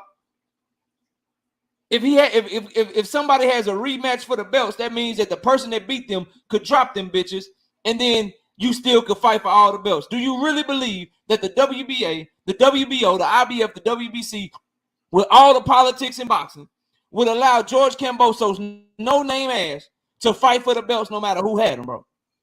We don't know. It didn't happen. It has never happened, bro. I said we don't know. Tank never No, sent it the has offer never for happened in boxing. You Tank cannot never point sent to one time that has happened, bro. Tank never sent the offer so he could prove him wrong. So. And that is my problem with y'all, bro. You should no. If it's bullshit, it's bullshit. No one should have to prove bullshit to you. You should know that it's bullshit. You should know that makes no sense based on all the other rematch clauses. Case in point, Earl Spence and Terrence Crawford have a rematch clause, bro. Earl didn't have a rematch clause for the belts. He had a rematch clause for Terrence. Deontay Wilder and Tyson Fury had a rematch clause, bro. Wilder didn't have a rematch for the WBC belt. He had a rematch for Tyson Fury.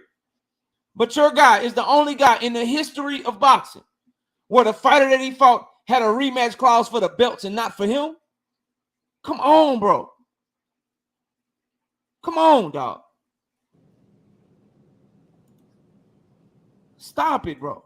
Keon, talk to me, bro. What's up? The homie Key in the building. Everything boxing. What up, bro? What's happening with you, man? What's good with you? What's up, bro? Yeah. What's good, man? Yeah, what it do? I ain't finna go back. I mean, I already know your stance with the, Shakur and Tank the situation and Shakur and Devin situation. So, I mean, it ain't really no need for me and you to go over there because we already talked about that. No, we can talk about whatever you want. Whatever you want to talk about. You know what we talking about today. Go ahead, bro. Floor is yours. You know what I came on for, that Shakur and Frank Martin. Yes, sir. I'm starting to see a whole bunch of energy changing. I'm seeing a lot of y'all change y'all energy, right? Before, oh man, Shakur, he ain't got that same energy when it comes to Frank Martin. He don't want none of Frank Martin. Frank Martin is, and I'm a Frank Martin fan, right? I rock with Frank Martin heavy. So I just want to let y'all know that. But the energy is changing now. Now it's, oh, well, man, if Shakur's so special, Shakur better watch him. If Shakur don't watch him, nah, that ain't the energy you supposed to have if you're rocking with Frank. Y'all supposed to keep that same energy. All of that, Frank, oh, man, Shakur ain't never fought no fighter like Frank. He ain't fought nobody that can box and that can punch. And Shakur, he fighting all the same type of fighters. Why y'all ain't got that energy now, right? See, when y'all thought the fight wasn't going to get made months ago, y'all was talking real loud about that Frank Martin shit. Oh, man, Shakur can't beat Frank. Shakur ain't fucking with Frank. Now it's a whole different tone. So I want people to keep the same energy, And yeah, I'm standing on what I've been saying. Shakur is going to beat Frank and he's going to make it look easy. I don't see Frank winning no more than 3 rounds max. And if anybody want to put some money up, we can bet it. You can send your money to Knockout. He'll hold the money. So, yeah, we can do it like that. I want to see if anybody going to keep that same energy. I would definitely, Bookie Knockout will be in the building for that. If y'all want to do that, I just charge 10% to the winner. So, yeah, I'm with that. Whoever want to bet, hit me up. You know what I'm saying? Y'all know what we did. We did it on the Loma and Devin fight. Paid some people off. Did it on the Earl and ETB took my money on that. Paid somebody out. He paid some people out. Yeah, ETB did take your money that time. That's right. He sure did. Yep. So, yeah, we with that, bro. Whoever want to do it, I'm good for it. I'll hold it. And I'll pay the person the night of the fight. You ain't got to wait for no money. You ain't got to wait for none of that. And I know the homies up here, everybody that's up here good for it, especially my homie Key, and Truth and people that's bet with me before. So, and I'm taking all bets up to $5,000. I'll take all bets. Damn, y'all heard that. House guy, if you really mean that, they'll go to CashApp right there. I'll confirm once I receive it. You know what I'm saying? ETB, are you only betting on win or loss, or can we bet he win? No, we betting on the winner. That's what we betting on. Straight up the winner. Nah. I was gonna do rounds with you. I don't got to win. Yeah, I don't got to win. What was you trying to bet though? Just out of curiosity, bro. He said 3 rounds. I was giving him 4. Hey man, if you don't like my prices, drink more water. Hey man, keep that shit to yourself, man. Hey man, I need that, bro. Truth, what's up? Truth, talk to me. Now, salute to the panel. Salute to the chat, everybody. I just had a question. I know, KO, you had already cooked on it, but I just had a question because I know he said the contract was for the belts, and Bill said they could drop everything. But what he's saying that Bill is proposing is that the contract was for a vacant, undisputed fight against whomever. Yes, that's what you're saying. Bill is suggesting that they could have done, and he still would have had an undisputed rematch. That's not a suggestion. That's what that means. If you fight for all the belts and you lose, and the words are you have a contract for the belts, that means you'll have a contract to fight for the belts next, no matter who no matter who got them hoes, or if they vacant, bro. A vacant undisputed fight, bro. And we think that was a realistic, that was reality. Like we got to do better about this. Other than that, you already know, KO, what my goal is today, and it will be accomplished. Already, I ain't mad at you. We ain't bringing his ass up, man. We ain't doing that shit, man. Bullet, what's up, man? Talk to me. What you got? Salute, family. Can you hear me? Yeah, loud and clear. You good? Okay, then. I'm gonna start off by saying I ain't finna bet nobody, but I hope Frank Martin knock his ass out. I ain't even gonna lie to you. Why, bro? Tell bro. Why, bro? I mean, I hope to win the lottery tomorrow too. Hey, I know. Hey, it be like that, but I hope Frank Martin beat. I'm more of a fan of Frank Martin than I am Shakur. I never really cared for little guy that much. I feel like he's trying to ride the coat waves of Bud Crawford a little too heavy. Like he feel like he Bud, so he deserve that same respect, which is okay. He trained with him, you know what I'm saying? That's the big brother with him. And I also wanted to say, and which I understand why nobody's not talking about it. You know what I'm saying? Because he's already scheduled to fight somebody else. But the dude been calling him out for a while now. I know y'all seen it. Edwin De Los Santos was in New Jersey. Yep. Or wherever he was at. He was like, what's happening? But I understand it's not feasible. He's on his ass. I just want to throw that out there. But go ahead. Frank Martin.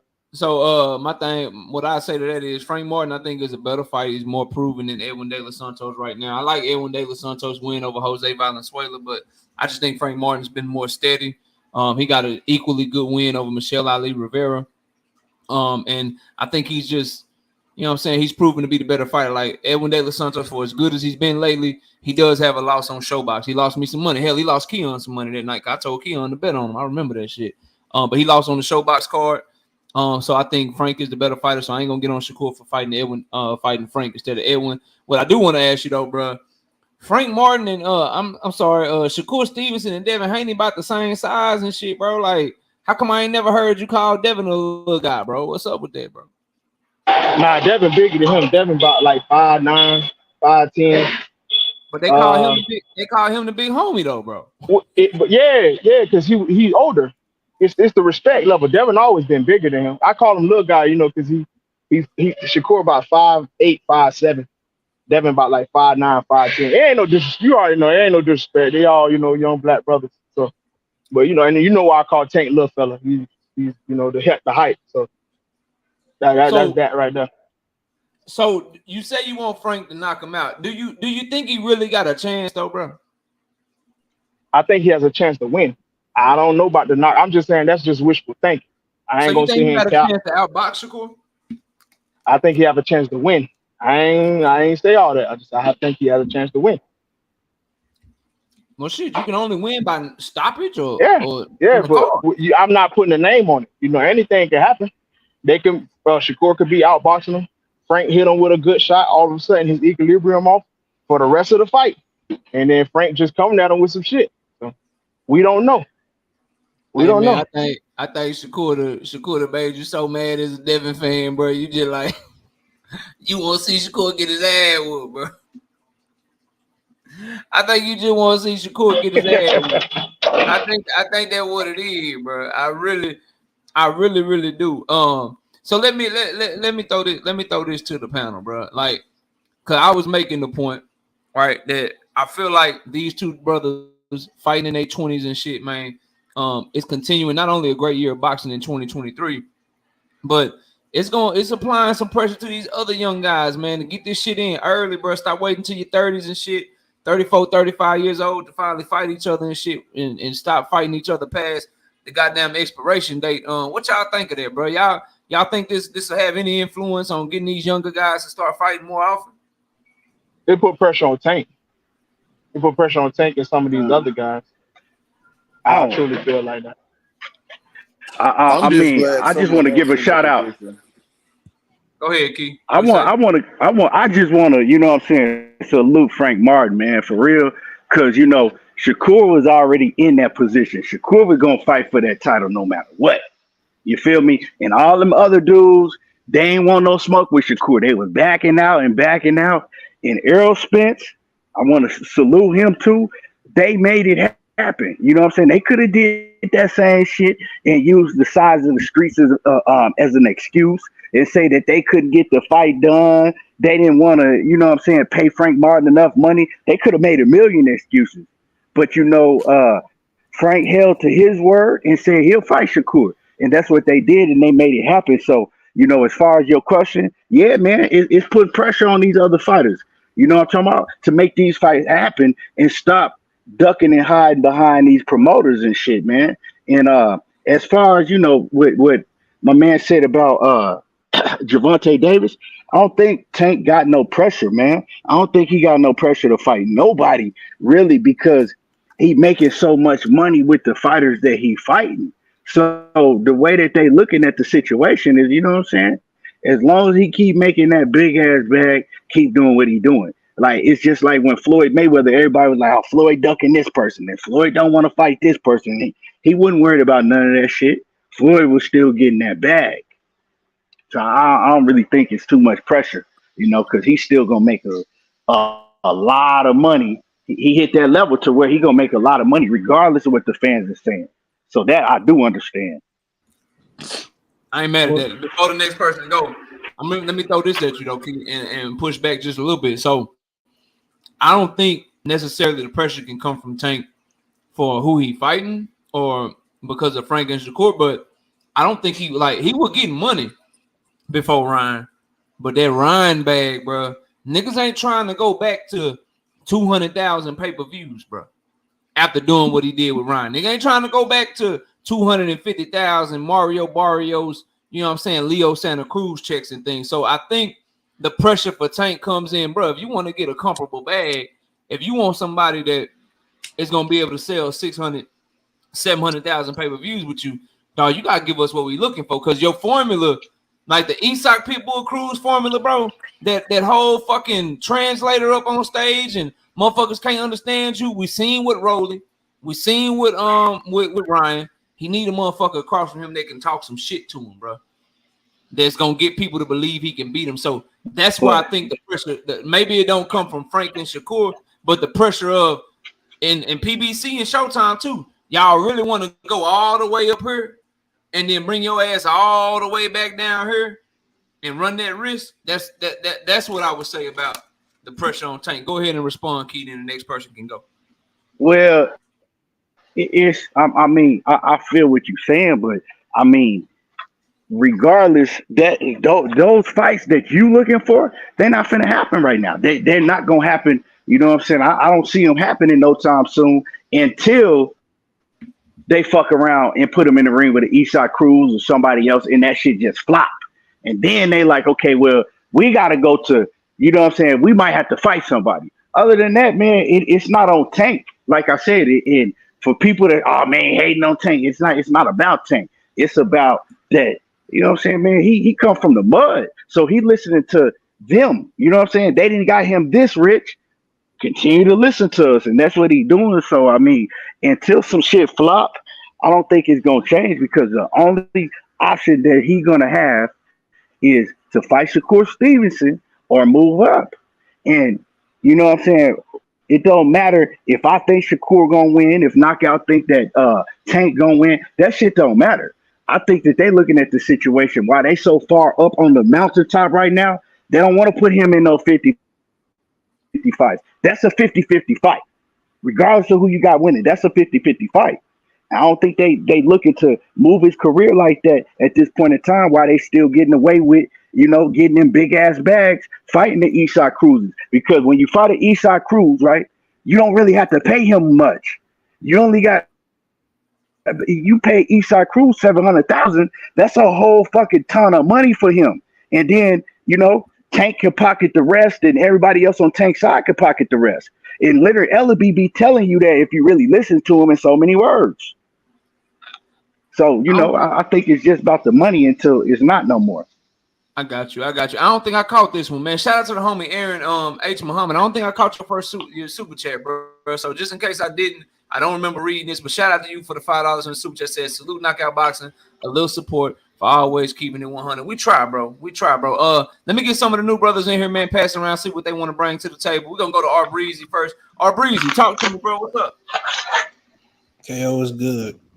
Chilling, fam. Chilling. What you got for the show, bro? Man, KO, stop giving these niggas credit for doing what they supposed to do, nigga. These niggas no damn credit. This nigga finna be 29. I will hope he won his first title. What you gonna wait till you're 30, nigga? I will hope so, nigga. Ain't get this nigga no credit. Now go show me something. Go prove it. And with this Tank shit. Damn, bro. You ain't got no love for Frank Martin, bro. No, taking on the tough fight, bro. Nigga. They finna act like I already know what happened when Shakur dust this nigga. They finna act like this nigga is prime money made. They finna act like Shakur resume exploded after he beat. I can already see it coming. So look, I was gonna come in here and talk about that, but these niggas love Tank so much. KO, talk to me. Who the biggest 3 fights at Tank at 135 right now? Right now? Right now, 135. They got to be in the division. I don't want to hear nobody not in the division. They got to be in the division right now. In the division right now. Shakur Loma. That's 2. Who the third one? Man, fuck. The rest of these niggas prospects, really. Exactly. Isaac or Cruz. like crash ass former champion. You don't got to finish it. I'll finish it. Isaac Cruz. So look, he doing as long as he fight one of the 2 after this, I'm cool with that. And I guarantee you that Cruz 2 do more than what Haney and Loma just did. So it's already the second biggest fight at 135 this year. I'm done. Damn. All right, Dean. We're going to Dean and then we're going to Jay Nori. Dean, what up, man? Knockout. What's up, bro? How you doing, man? How's everybody? Chilling, man. Had to make up for yesterday. I was enjoying the holiday yesterday, so I had to come kick it for a little bit today, man. What you got for the show, bro? You hear what we talking about? Go ahead and talk to me, man. Man, shout out to the panel. I kind of agree with R Breezy a little bit and the bull that was talking before that. My only thing is, when it comes to Frank, he needs this fight. Like Frank's last performance wasn't crazy, like you know what I mean. Like he kind of let us down in his last performance. He won, but that was a close fight. Second, Shakur need this too. Out of Devin and Tank and all them, Shakur the only person that hasn't been on that stage yet. So we all knew this was coming. Shakur been begging to fight somebody. So I think that's what's going to happen as far as that. They trying to set up the Haney and Davis and everybody playing their role right now. That's what I see happening. Like behind the scenes, if you ask me, all of them trying to set up to see who going to fight Tank first, but how they going to do it. And everybody got their own strategy on how they want to get to Tank and when they want to fight this person first or fight that person first, whatever.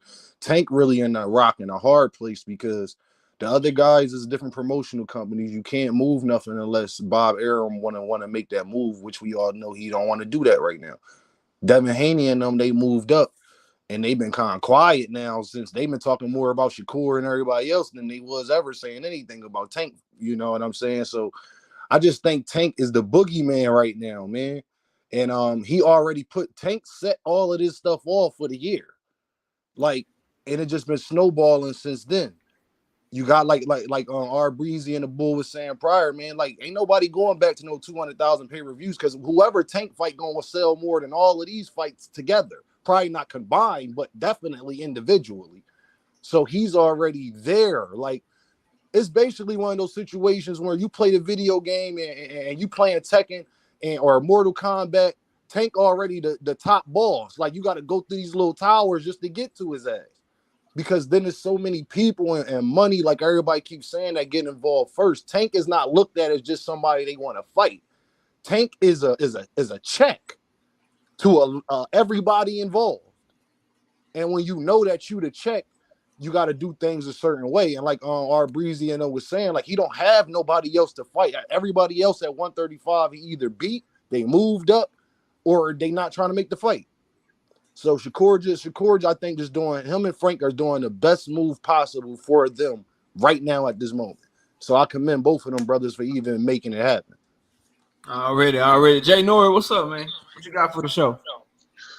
Salute KL, salute chat. What I want to speak on? Well, he's talking about Tanks. Let's talk about Tank.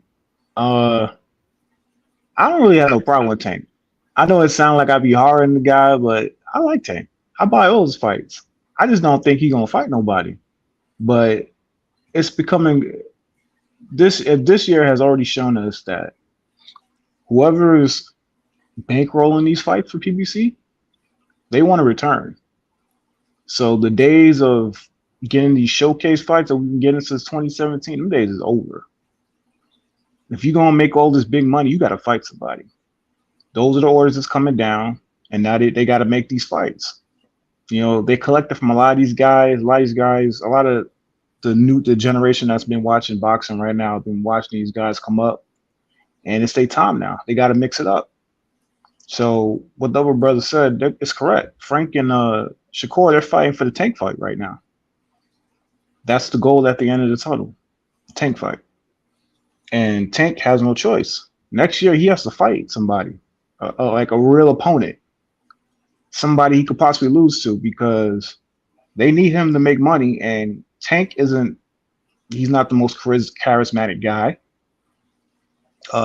He's not like a figure like Mayweather is.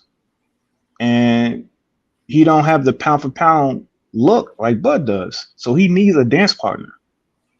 He needs somebody like that. He needs one of these guys who they're hiring the pound for pound list, or the other side, they're bigging him up. Oh, this is a guy who can beat Tank. He needs a guy like that. He can't do it with these Latin fighters anymore. That ship has sailed. That ship has sailed. You're not Mayweather. They've been trying it for years, and you're not him. Ryan Garcia was a one in a lifetime fight, because you're not gonna get that from that crowd again. You're not gonna get this explosion of nah. Ryan Garcia had a post. The way him and his daddy talk after that first press conference, that bitch gonna get the buzzing, bro. Not like that. That fight it eclipsed the boxing circles, and it actually jumped into the casual market. That was totally different. It took Bud and Spence years to build that kind of buzz, and they only got 700,000 because they chose to go the respectful route instead of, going the controversial route. And Tank and Ryan, they went the full controversial route. They talked all type of shit. They talked to the streamers, they talked to the YouTuber, they talked to rappers and other people in the entertainment business. They went to TMZ. They built that fight up galore. And Ryan Garcia has a huge social media platform. That was a once in a lifetime fight. You're not gonna get 500,000 with Pitbull. I can promise you that. It's not gonna happen. I don't think they're gonna sell like that either, man. I don't think. But they're gonna make that fight, because they're gonna got to stay busy. I feel like Tank should stay busy. I wouldn't tell him not to fight Pitbull. People are gonna be disappointed, but you gotta stay busy. Is what it is. But he better be at that fight when Frank and Shakur fight, and there better be some sparks flying, or his next couple fights won't do well. So I'm gonna leave it there. Already, all right, y'all. Panel open, man. We got Tank and his next opponent on deck. We got Shakur and Frank. We got Earl Spence and Terrence Crawford. What weight class they gonna have a rematch at? Just don't talk over each other. I'll moderate as best I can. And you heard our Breezy say shit. Isak is the best option. Dean called Tank the boogeyman. It's a lot of shit to talk about, man. So y'all go ahead. Panels open for anybody that want to just speak their piece and go with some talking points and have some fun up here talking boxing, man. Y'all go ahead, bro. I just want to say from the door, like, when it comes to this boxing thing, certain people get into a certain stratosphere. And the homie that just spoke and was like, Tank not Floyd. Yeah, he not Floyd, but he the closest thing to it in boxing right now. So he don't have to do the stuff that all the other boxers prior to us. See, Floyd had to do a lot of the talking and all that, because Floyd didn't grow up in the social media era. His career was at the end of that. If Floyd was in his prime right now, he would be even richer now. Like, it would be crazy. Could y'all imagine if Floyd was doing like all the stuff he like in the Pretty Boy Floyd area, the beginning of Money Mayweather era, if that was now, in a way he used to talk and go at it with the ESPN supporters and all, I mean, But Tank reporters don't and all do that that. stuff. Yeah, like Tank don't have to do that.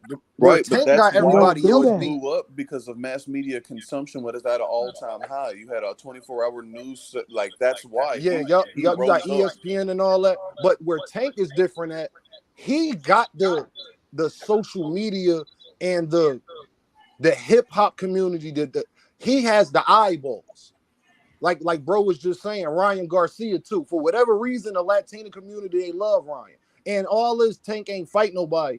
Like Ryan Garcia was considered one of the 4 kings. We're not gonna do that to Ryan now because he lost to Tank and act like people wasn't But up here saying everybody he could knew beat Tank. Ryan Like wasn't shit. it was a lot of the world saying that he was gonna beat Tank. Right, but was, bro. They primarily trying to they act was like calling him trying to act like 4 Ryan king just because Like he trash Ryan beat now. Garcia Dev in is a the good amateur. fighter. We're not gonna do that to Ryan. Like Exactly. he's just But we're ass not. now. But we're not gonna We pretend not like finna say we're not gonna Ryan. pretend like the other We not guys finna wasn't say picking he on ain't no Ryan. fighter. Like everybody wanted to fight that guy. Let's not act What- like he's like this. He was gonna beat up one of the other 3. He wasn't gonna beat any of the other 3. I agree with that, Jay Nori, but let me say this, and y'all keep going. I agree with that. The issue is that I have, right, is that those other fan bases that wanted to fight him too, that you're talking about, they considered it a great fight when they thought it was they guy that was going to get the fight. But then Yep. all of a sudden, when it was Tank Davis that got the fight, it became something else. That's my problem. I've always thought that all of them beat Ryan. I always considered, I knew what Tank was going to do to Ryan. But what I'm saying is, let's quit the hypocrisy because you're right. They all wanted him. But when Tank was the one to get him, all of a sudden, those same fan bases that wanted him for their favorite fighter, Ryan became trash. Ryan became garbage. You know, the same Ryan Garcia Ryan been that was garbage. You like was saying that Ryan was Devin Haney. garbage when he Hold jumped on. in. Then I'm Hold gonna on, let y'all, hold on. hold on. I'm gonna be quiet. I'm gonna let y'all go. The same Ryan Garcia that when it looked like he was gonna be Devin mandatory before Ryan ducked Devin because he did duck him. Devin Haney fans was what? Say, bro, we need to get that Ryan fight. He need to be the mandatory. They went head to head in the amateurs. Devin won a couple. Ryan won a couple. That's a big fight. That's a great fight.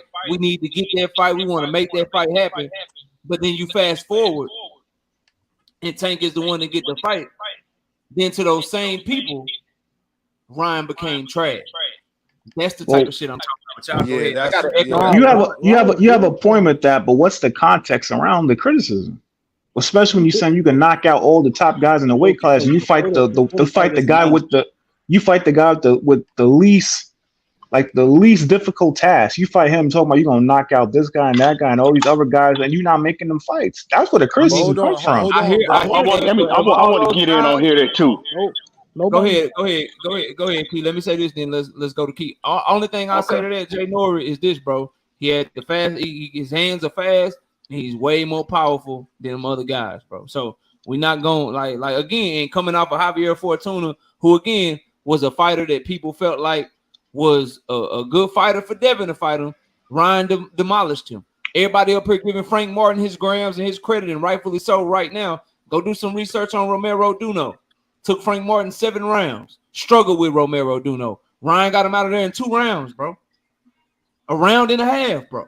So I be hearing what people be saying, bro. But y'all go ahead. This the other part knockout that we So can't leave let me out, say though, this. about the hold on. This the other part we can't leave out about the Ryan thing. Ryan Garcia don't have all these followers for nothing. We're not acting like Ryan Garcia wasn't ranked top 4, top 5 in his weight division, was guys mandatories, was knocking. Like, we can't have revisionist history now. Ryan Garcia was over all these other guys besides Devin. He was ranked higher than all of them. It just is what it is. Frank Martin, Issa Cruz, all of those guys. He was ranked higher than all of those guys. Shit. So But let me say this. knocked out. Hold Right, on. Let me finish my thought. Now that he got Go ahead, that he cause you got cut in knocked front of out, me. but I'm the one that bored up. I was talking. Me and bro was having a conversation first because I'm the one that even bored up. Go ahead. Go ahead. Go ahead.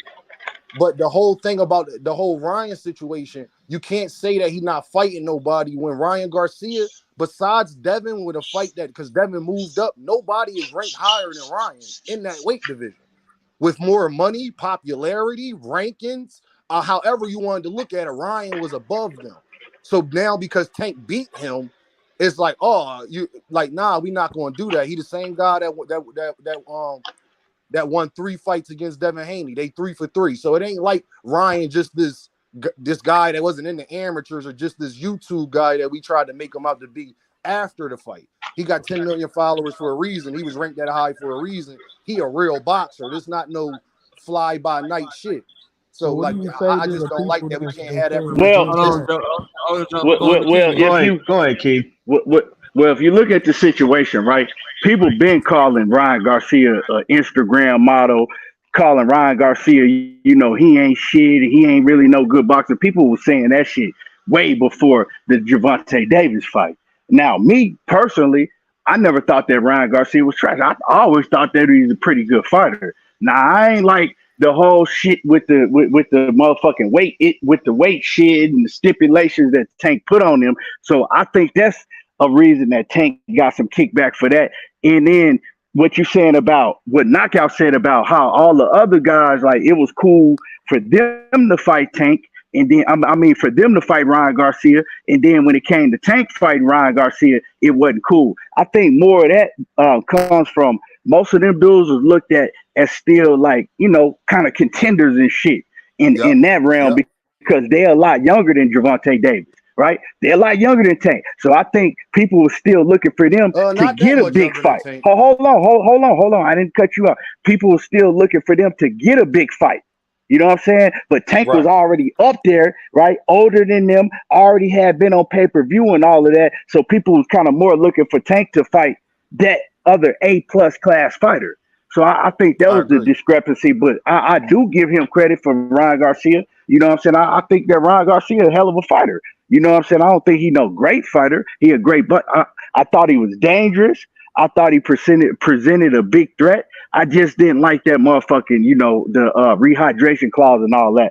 I think that Tank should have just fought him, at whatever weight they agreed to, and without that rehydration clause on the back of it. That's the shit I didn't like. Well, bro, he But, did the it rehydration is clause. what Let it me clear is. that up.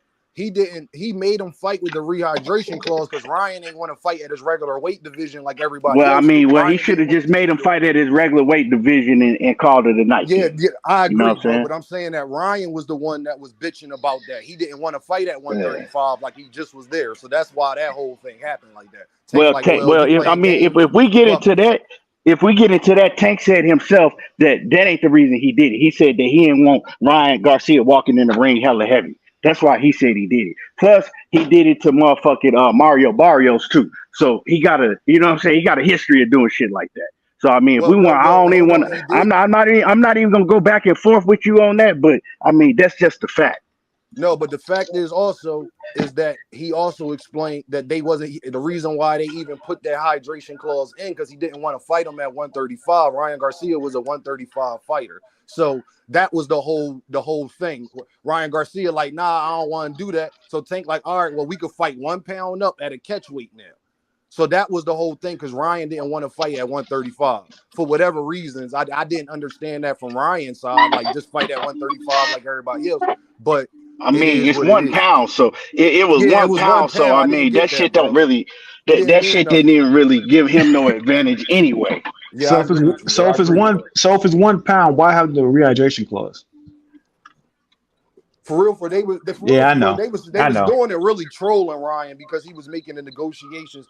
Tank was already getting the bread, so Ryan wanted something to argue about the fight. So then he was like, "Well, are you gonna keep bitching about the weight? Then we gonna put the rehydration clause thing in there, because all Tank wanted them to do is fight at 135 like everybody else." So you So respect that? that was the whole thing. You respect that? What'd you say? Do you respect that? That he wanted to. Ryan was a 135 Do you fighter, of course. respect what Tank did? Yeah, he was a 135 fighter. And plus, other sanctioning bodies do that all the time. So it don't even matter. This is not nothing new in boxing, rehydration clause. This is just new to YouTube people and stuff like that don't know nothing about boxing. This is not Well, nothing Ryan, new. But the Ryan only wasn't a Oh, sanctioning he body not that has 135 a pound fighter classified no as rehydration a more. clause is the catchweight? IBF. Ryan had moved up. He wasn't a 135 pound fighter no more. But Tank is the A side, so Tank makes the weight. I do understand that, but once you move up, you move up. You can't. You know what I'm saying? That's just what it is. If you fighting at one, like Devin Haney moving up, he's a 140 pound fighter. So we can't say that he's still a 135-pound fighter, but he got the belt, so it's a little different situation with him. But once you move up, you move up. And plus, one thing that people not adding in is the time frame. The time frame of when Ryan actually fought Tank. Like when he was finna fight Devin, he was the mandatory. He earned his way up, and then after that, he started like bitching, and he left boxing for like a year for Yeah. the mental health thing, and it was a whole bunch of stuff that happened before the Tank fight happened. That's why Devin would have got more credit than Tank when he fought him. Plus, with what ETB said, with at the time, Devin was still trying to become the man, while even around that time frame, Tank was like considered a top fighter. So. All right, so considering, let's put all the facts together. So you guys agree with the weight? You guys agree with the rehydration clause, right? No, I You feel agree like that's with? some whole shit. No. No, That's not what No, you I say. don't agree with that actually, shit. I don't like that shit. Hey, let me catch your super chat and y'all go ahead. Big see, Dog I was Willie just with switched up like that. super Okay. chat. Hashtag TWT. Big Dog Willie say Devin Haney can do a Willie on a unicycle. It's true because Bill Haney told me so. Devin tears can cure cancer. We will never know because Devin never cries. Damn. All right, y'all go ahead, bro. I agree with that rehydration. So how much credit do you I think don't Tank like the deserves? rehydration clause. Like Oh, I don't like the rehydration clause. Never have. The reason why it don't matter, let's be real, that shit wasn't going to stop him from getting knocked out regard. He can't beat Tank. It just is what it is. Like I You're a agree on sweetheart. that. know He that. can't beat Tank. I yeah, don't think he could that beat just Tank is what it is. regardless. Because Well, Tank already fought if bigger Tank guys. believed that, he wouldn't have Nick- put the weight clause, right? Well, then Ryan should have fought at No, 135. I don't think that. I don't think that. Well, you believe that because Ryan. Well, I mean, if he believed that. Ryan wasn't walking in there at 170 any fucking way. Like what Ryan was going to walk in there for. This is why I don't think Bud can beat Terrence Crawford at one. I mean, why Errol Spence can't beat Terrence. I don't believe. First of all, I don't believe 5-6 pounds matters that fucking much. I'm gonna just be honest. Yeah, it definitely do. It definitely do. I'm I've gonna been tell in the y'all why ring. I believe. I said I I believe used it don't. to I'm gonna fight. tell you Yeah, why I it don't think that definitely do. means nothing. Well, I'm I'm gonna telling tell you you from why. somebody that used to box, that shit matters. I box too, and I'm gonna tell you that I don't think Well, that you means nothing. obviously did if you said Well, 5 or 6 hold on. pounds don't matter. What I'm weight about to class tell you? you What why. weight class you? Hold on. Hold on. What weight class you I ain't boxing cut at? you off. Hold on. Let me tell What you weight why. class you boxing at? Because some of the biggest boxers that we know all moved up from lower weight classes, from Pacquiao to goddamn Floyd Mayweather's. They dominated 147. None of them started at 147. Pacquiao, when I used to play Knockout Kings back in the day, Pacquiao was in the featherweight division. Floyd Mayweather Bro, was in the we talking feather. about people that's struggling to make the weight that they at. It matters. Hold on. Also What coming I'm down. saying, that's why I don't think that weight means that much, especially when you see certain guys move up from 5, How do 6, you 7, compare 8 going weight up to classes. going down? You So it all compare depends on apples who to the person oranges, is. dog. It all Listen, depends Weight bro, on who the matters. person is. I've made this argument, and man, I got a big echo, bro. I don't know who that is. Yeah, somebody got their mic on. I think I'm good. Mic check. Yeah, I'm good now. So I hear what everybody's saying, bro. And to me, just my opinion, and y'all can take it with a grain of salt, fuck with it, don't fuck with it. That's what we're here for. But for me, bro, I think that shit fuck up boxing, bro. I think it was fucked up with Floyd Mayweather. I don't like Canelo doing it. I don't like Oscar doing it, bro. Because if you go into a fight weight drained, it can have an effect on you. I feel like in boxing, you just make weight and you fight, because people don't ask for catch weights and rehydration clauses for no reason. If you're the bigger person, you ask for a catch weight if you're the A side, because you don't want to go all the way down. If you're a smaller person, you ask for a catch weight because you don't want the fighter to be able to go all the way up. If you're the smaller person, you would ask for a rehydration clause in the fight because you don't want the person to blow up too much after they weigh in and shit, bro. So rehydration clauses and catch weights is something in boxing that no fighter, no matter how popular they are. Again, Floyd Mayweather, Manny Pacquiao, Oscar De La Hoya, Canelo Alvarez, Tank Davis, Earl Spence, Terrence Crawford. I don't care who it is, bro.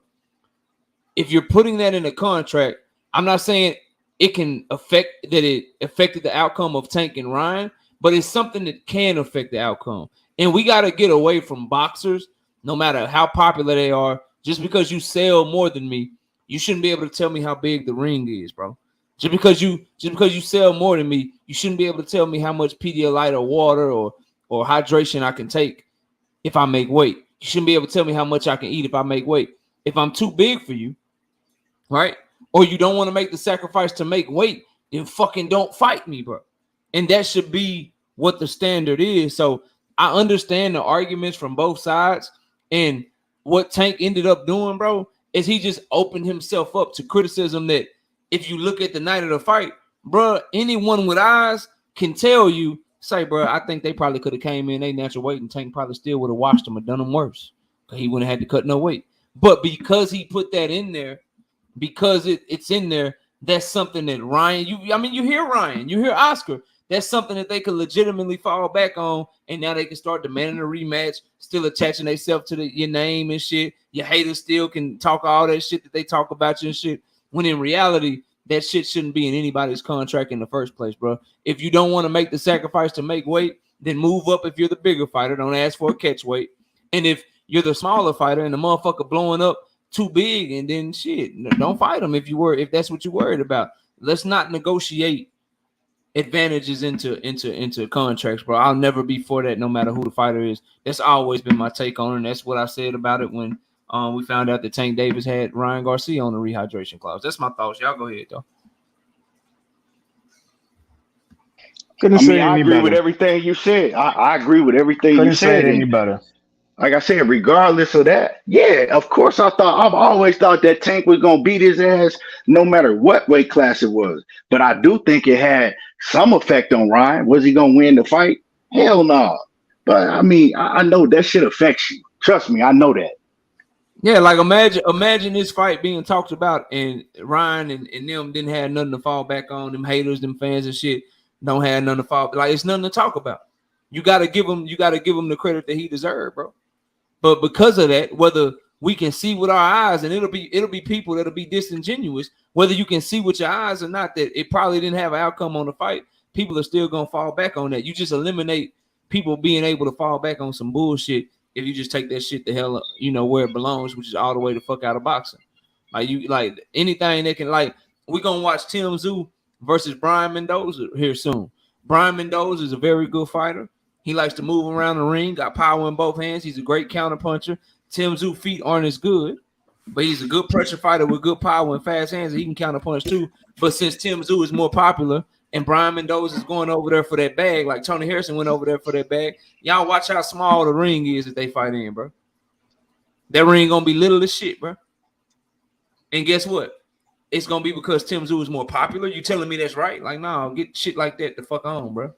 And that's basically what a rehydration clause in a fucking catch weight is, bro. It's a way to negotiate an advantage. And just because fighters been doing it as the A side for years, don't mean that it's right. I mean, what the fuck do we have these new platforms like YouTube that just came recently in the last 10, 15 years, or if you're on TikTok or Snapchat or Twitter or whatever, what the fuck do we have these social media platforms for if we just gonna be okay with motherfuckers doing what they always did years ago before we had this shit, bro? Like, what do we have this shit for if not to speak up on the shit that we see in boxing that's not right? What are we doing this shit for if we not gonna try to get the sport to change, bro? So I don't understand it. I don't mean to rant and shit to y'all. Y'all can go ahead, but that's just I'm passionate about that shit because I love the sport, and I think that that's something that can be fixed with very simple, logical, common sense, and like-minded people that want the sport to move forward. They can come together and like, nah, bro, like, I don't give a fuck if I like Devin or Tank or Shakur or Earl or Bud or Canelo or David Morrell Jr., David Benavidez, bro. Don't put that shit in contracts. You are literally trying to negotiate your way to have an easier fight, bro. We got to get away from that shit, bro. Tim Tszyu, like, dog, you can't, like, if you fight at 154, my nigga, this is the size of the ring, bro. If you fight at 154, this is the size of the ring. You fighting an 18 by 18 or 22 by 22, whatever the fuck it is. This nigga about to fight in a sparring ring, bro. He about to fight in the ring that they had on Creed when they put his foot in the fucking tire and shit, bro. That's the size ring that Tim Tszyu about to fight Brian Mendoza in, taking away all of Brian Mendoza's ability to move and use different angles and counter punch and shit. They taking all that shit away from him, bro. Just something for y'all to think about, though, bro. Y'all go ahead, man. That's facts. Plus, on top of that, I understand why the A-side would do these things. I'm not here to go on a rant about Tank. But the thing is, I don't understand why fans would support it. We getting a lesser product because of it. We are. His ass be regardless. We got what we was gonna get. Even so, I want to see the best version of Ryan Garcia get his ass whooped. You seen the best version of it? No, I didn't. I'm gonna say this. I think all that, like, I feel you, Knockout, but at the end of the day, that's where we get away from. We can't say we love the sport, but then we sit up there and not talk about the thing that come before they ever get into the ring. Before they do anything, it's the key word. It's called negotiations. Facts. You can't blame that, and you can't never blame it. You think everybody, and the reason why I'm gonna rebuke that, Knockout, because remember everybody was talk your shit. That's what we remember everybody was bitching and complaining about Earl Spence and Terrence Crawford and talking about how petty it was that they came down to a goddamn coin toss. Well, if Terrence Crawford wanted a goddamn coin toss, that's what he asked for. Earl Spence has the choice to say yes or no. These are grown-ass men. Can I ask everybody on this panel, can another grown-ass man make you do something you don't want to do? Nah, can they make you agree to some shit that you will not stand for that go against your integrity? The answer not at all. is no. It's called the business of boxing. Manager Marty talks about it all the time. Manager Marty's whole channel is based off of what I'm talking about right now at this moment. Before they step into the ring, I want this, and I'm the A side. Why? Because I brung this. The A side already went through the bullshit to become the A side. That's how they got there. Floyd had to take less money against Oscar. After he beat Oscar, he didn't take less money against nobody no more. That's how things work. So I respect them getting in the ring. Once two men get into the ring, you can get in because you ain't talk yet, Terrence. But let them finish. Go ahead, Dan. But yeah, once two men get into the ring, all that excuse. That's what I don't like about boxing. No, I don't give a damn how they got there. That one man decided to say yes. The other man decided to say yes. Let's get it on. Once it's ding ding, I don't want to hear about your weight drain and all that. Well, you should have moved up and never accept the goddamn fight. You know you can't make that weight. It's not on the other fighter to determine that for you. Well, are you sure, buddy, that you're going to be able to be good on fight night? That's not on Terrence Crawford to worry about what the fuck Earl Spence is doing. Did he agree to these terms? Yes, let's go. That's like that in anything, y'all. At your job, in the NBA, NFL, they think running backs should be getting paid more money. They not. Running backs got to do better business. Christian McCaffrey got his money. So Ezekiel Elliott got his money. You got we got to start there. So whatever boxers do when they get into the ring, that's what I respect. Once you got there, I don't want to hear nothing about Jermell Charlo being too small if he get knocked the fuck out by Canelo.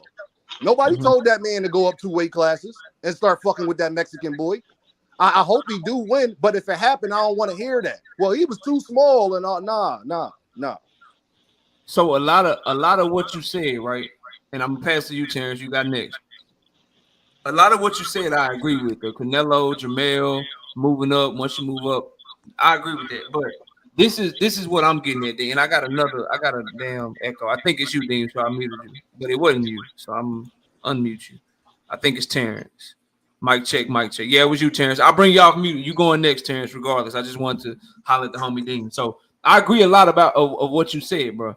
But here's where I go in a different direction. So what you said is right about the business of boxing and how it works. What I'm getting at, Dean, is that it shouldn't work that way. I agree.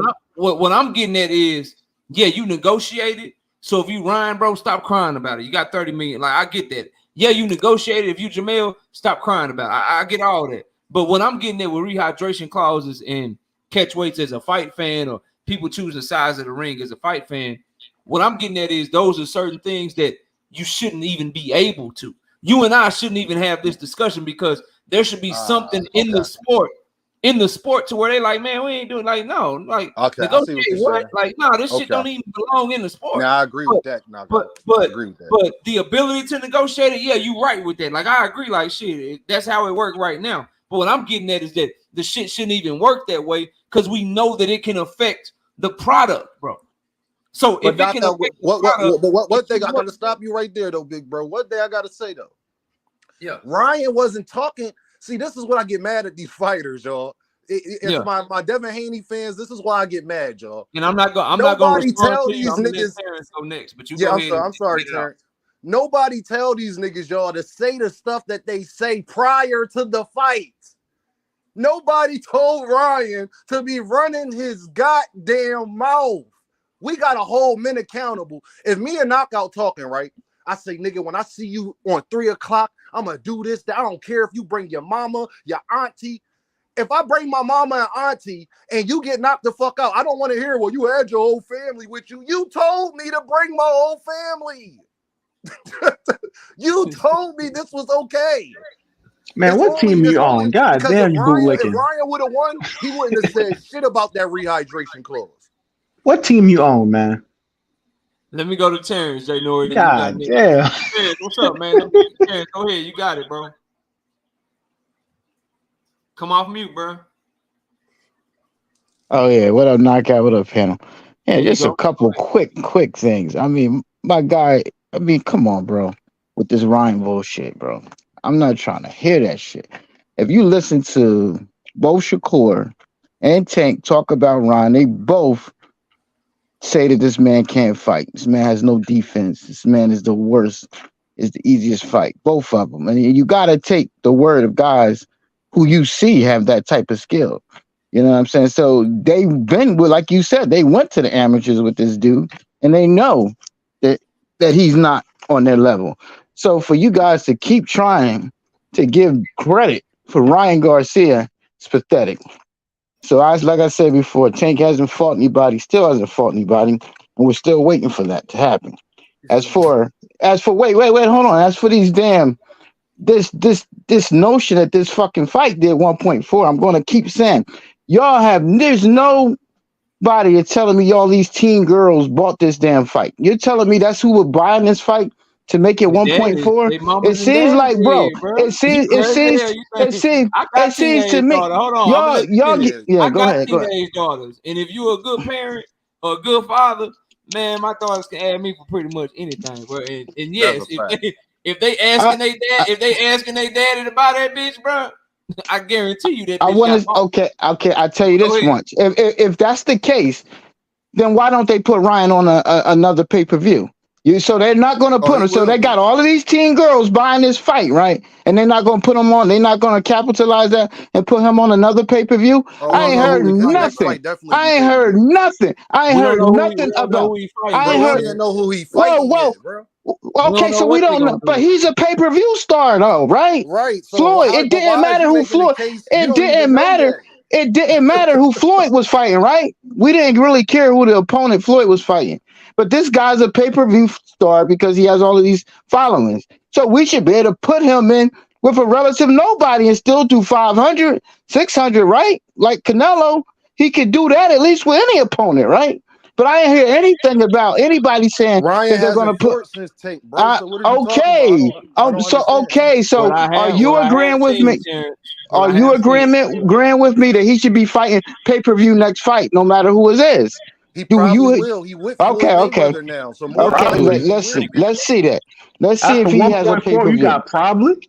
Yeah, like you feel me? Yeah, bro. Probably. Like more than likely, he's with Floyd Mayweather. Okay, but that's what I want to see. I want to hold on. Hold on. Ryan Garcia got more followers than every fighter in boxing. Okay. How many pay-per-views he got? Yeah, does that equate to pay-per-view? But before this, he never fought on pay-per-view, my guy. That's fine, bro. That's fine because that's fine. He didn't have a guy that was on a level of Tank Davis to even be putting the fuck up there. None of these guys had. None of them. Like none of them. None of the guys we talking about. So all this, they ain't fight nobody. None of them have fought nobody.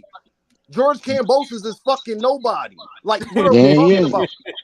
He is a That, None of nobody. but Shakur that's just the got the point. 135. He didn't fight nobody. He about to That's fight why Frank they should Martin, fight, and we shouldn't care about who A side and who's B side, hold on. He because about to none fight of these somebody. guys are stars.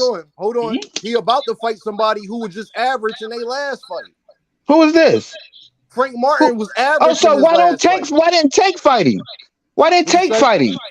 It would have been easier to make that fight with Tank and Frank Martin than with Shakur. So why didn't he try to fight him? Well, Frank first of Martin, all, That would Frank have been his Martin. best Frank fight. Martin don't bring Let no. me That would have been his See, best now fight. see, And that's look what I'm at talking Short. about. And look See, at Shakur. Hold on, Shakur Cuz, fighting hold the on. best person he can Terrence, fight. hold on a second. Everybody, hold on. Let me catch your super chats, and y'all can keep going. Shout out to the homie Kai with the $5 in the super chat. Says, I thought rehydration means you can't come in a certain amount when you walk in the ring. Like how after you make weight, you can weigh whatever. No, rehydration clause mean that they gonna probably do a next day weigh-in. So, like for instance, Tank and Ryan, they weighed in on Friday. They had to make 136, and then they weighed in Saturday morning. And on Saturday morning, they had to both be under 146. But from Saturday morning to the fight night, they both could do whatever they wanted to do. So odds are Tank Davis, when he in shape, he's somewhere between 145, 150. That's probably what he came in at. And Ryan Garcia probably like 150, 155 night of the fight, in all likelihood. Kai Alexandra with the 20 piece. No, Shout out to Kai. Shout out to Kai with the $20 super chat. I appreciate it, Kai. She say, Ryan and Tank came in weighing on 140 on fight night. The rehydration had nothing to do with Ryan's skills. Ryan still swung 3 times in a row and had his chin up with his guard down. That's not rehydration. That's lack of skill. Talk to him. Kai. Talk to him. Shit. You know, All right, you know go more ahead. than most of the I know niggas that up was here. good. That was that's good. also changing the subject. That was a good one. Y'all That go was ahead. a good one. I like that. Just don't change the subject now. We talking What was the about subject? negotiations. We ain't talking about who's actually can win the fight. But I get it. But Fuck yeah, Ryan. That's cool. But you can't never be mad at the person that has the leverage in negotiation. That's how negotiation. That's not the point. See, this is what I'm talking about. That's not the point me and KO are making. I don't care who has the leverage. I want to see a great fight. If you're gonna build this fight up like it's gonna be the big shit and the other guy is handicapped, I do not like that. Okay, Hold on. Let me finish. A lot of that's what I'm already a fan. Do you own some stock in PBC or something? No, that's my point. So why are you defending this shit so much? So because that's my point. We are the fans. They're the ones going in there doing it. We don't have no right to tell. They gave us the fight. Like if I pay, I have the right to approve or disapprove. If I pay, hold on. These guys are not fighting for free. Hold on. They both came over, like Kai said, at over 140. So at the end of the day, you can't say that you're a fan of boxing, but don't understand that it's a business in boxing. I obviously understand the business. I'm telling you, it's bad business because you're getting a bad product. For who? That's for me, right, the consumer.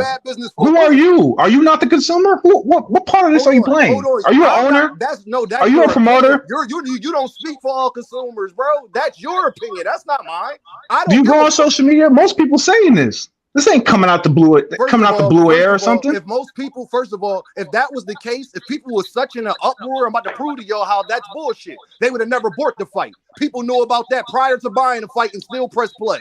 They bought the fight because it's an event. Because they built it up like that. They didn't build these two fighters up individually. Result, bro. So what are you talking about? They won. They got their result. I don't care how much money they make. You keep coming back to the money and back to negotiations. I do not care. That's good for them. I'm not telling them right not to sign the contract. When have I said that? Here's what you're saying. If you tell I didn't say that. When did I say that? Tell me when I said that. We ain't talking about him not signing the contract. We talking about why you keep saying that. To that term. I didn't tell him not to agree to the terms. Under a rehydration clause. So I didn't tell him not to agree to the terms. I'm not saying that either. All I'm saying is that's a shitty fight. Okay, no. And that's facts. My apologies, bro. If you're not saying that, okay. I never said it one time. You keep inferring that because you want to defend Tank like he ain't paid and rich. No, what I'm defending is the fact that he is paid and rich, and that's not for us, the consumer, to sit up there and say what's wrong for Ryan Garcia to determine what he wants to do. I didn't tell Ryan to do what he wanted to do. I'm saying I don't like it. Okay, He that's can do what fine he and want to cool. do. Hold on. That's fine and cool. You know how much shit in boxing we don't like? I So love what, I'm basketball. gonna There's stop plenty of complaining? shit. Hold on. I love basketball. There's plenty of shit in basketball I don't like. That don't matter though. So when the refs give a bad call, do you say, "Oh, I'm not gonna say nothing because it's a bad call"? You know, I'm it's just glad gonna you brought that happen. up, bro. I like you. I'm glad you brought that up. If that's what you're gonna do, Hold on, I'm bro. loving this shit. I'm glad he brought that up because that's part of the sport. Dealing with football, when they make a bad call, bro, in a Super Bowl. Remember the Super Bowl? My Eagles, we lost to Kansas City. You know how the field was all slick and shit? We all saw that, right? The field was fucked up. Did they stop the game and say the Kansas City Chiefs Super Bowl don't count because the field was fucked up? That part didn't matter once the game started. That's my only point. Whatever you got to deal with prior to that, that's what you got to deal with. That's on us as men to determine that. Listen, Tank, because it was a couple fighters that said I would never sign no rehydration clause. So if you got a choice in it, we can't complain about a man making his choice. I'm not complaining. You keep and see, you did it But again. I'm saying don't blame You did it it on again. Tank. Blame that on I'm Riley. not blaming Tank. I'm not blaming Tank. I'm saying it's predictable. My apologies then. You keep defending Tank. I have not said Tank's name not one time. You gotta chill out, brother. Let me ask y'all something. Let me land this real quick. Let me just land this real quick. My only issue is the product, and every person that sells the product always changes when a consumer complains. It's part of the system, as you may. When you said the NBA, when the NBA was getting boring games because all these guys were fouling and hacking and playing aggressive defense all the time, they made it soft. More scoring. Complain about that. Let me ask y'all. And then they're gonna change that later. Then they're already gonna change the rules again. Everybody up here on the panel, something. I just heard something. I just seen something in the chat that I want to get y'all an answer on. So, with this Shakur Stevenson Frank Martin fight, it is now being said by some in the chat that Frank Martin will now have a better resume than Tank Davis. What do y'all think of that? Cap. Yeah, I ain't even entertaining that. To be honest. Yo, you repeat that again. I didn't catch all that. Frank Martin fighting Shakur Stevenson, just off the strength of him fighting Shakur Stevenson, he will now have a better resume than Tank Davis. Frank would be favored over anybody. If we apply Porter rules, but I don't think so. Yo, Frank would be favored over everybody Tank beat. I'm sorry. You still got to win though. You can take a nice ass whooping, but you still got to win and get credit. So hold on. What if he win the fight though? If he wins, then yes. Yeah. If he won, of course.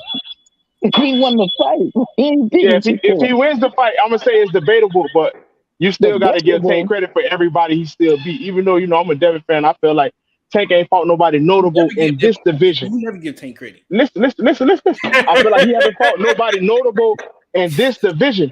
He still fought a Hall of Famer. Well, I don't know if he's a Hall of Famer, but he still fought that Leo Santa Cruz guy. It took Devin 30 fights to finally get somebody credible on his resume.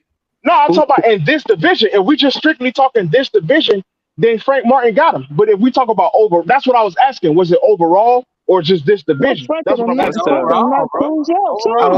like Leo. Overall, if you talk overall, you still got to give it a Tank then. No. I like Leo Santa Cruz, but he ain't no Shakur.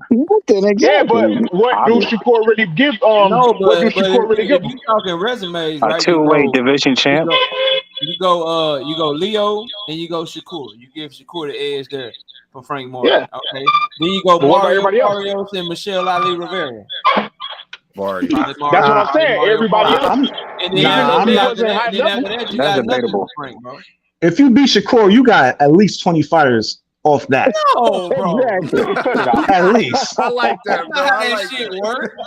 That's how it's working when you beat Shakur. Like, goddamn, you gotta get at least 20 fighters. More than that nigga whole resume. Yeah. Nah, he don't got a better resume, but if you beat Shakur, that's heavy. That's gonna be worth more than anything Tank did put together. Well, we don't need to talk about that. It'll be better at 135 for sure. But in terms of overall, no. The real question is, Cruz is a 4-division champion, right? Yeah, right. That's why I say overall, Tank who did Santa Cruz beat? Knockout. Who he beat? Everybody he ever fought, bro. But who? But I'm saying like who? The name. Give me a name. Do you know who Abner Mares is, bro? Yeah, I know. He's all right. The guy, Have you heard the commentator?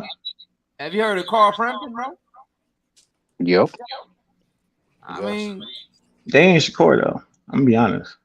Bro, the real question is Shakur though? Like that's the part I get mad at y'all about. Y'all be like, oh, they ain't fight, ain't none of them fight each other, and they the top three. So in my opinion, I guess ain't nobody fight nobody. Like you want to bring Loma up, okay, cool. But and then it's debatable if Devin even won that. So it's like they ain't none of them really fought each That don't mean other. nothing. So I agree with you, and I agree with you. I'll tell you what.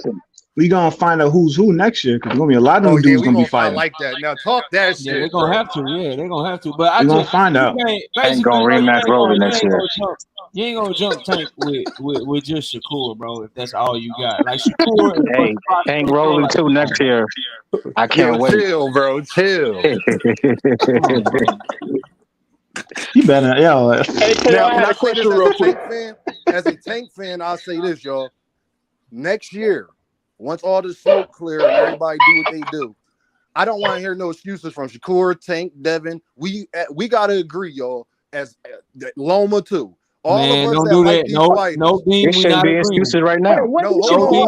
But the thing is, like y'all said, Devin is at 140. And Dean, I'm gonna tell you why we're not agreeing. Knockout, you draw. Go back. Go ahead. Dean, you go back to my channel about March of this year. We already agreed to this shit. Oh, all right, damn. All right. Devin went and did all the bullshit he did. Yeah. Right? And now niggas want to do another. I'm not doing no more agreement. These niggas are not. All right, Knockout, damn. All right, y'all, I tried. Fuck it. Nah, but look, then what they gonna do is they gonna agree to the shit, right?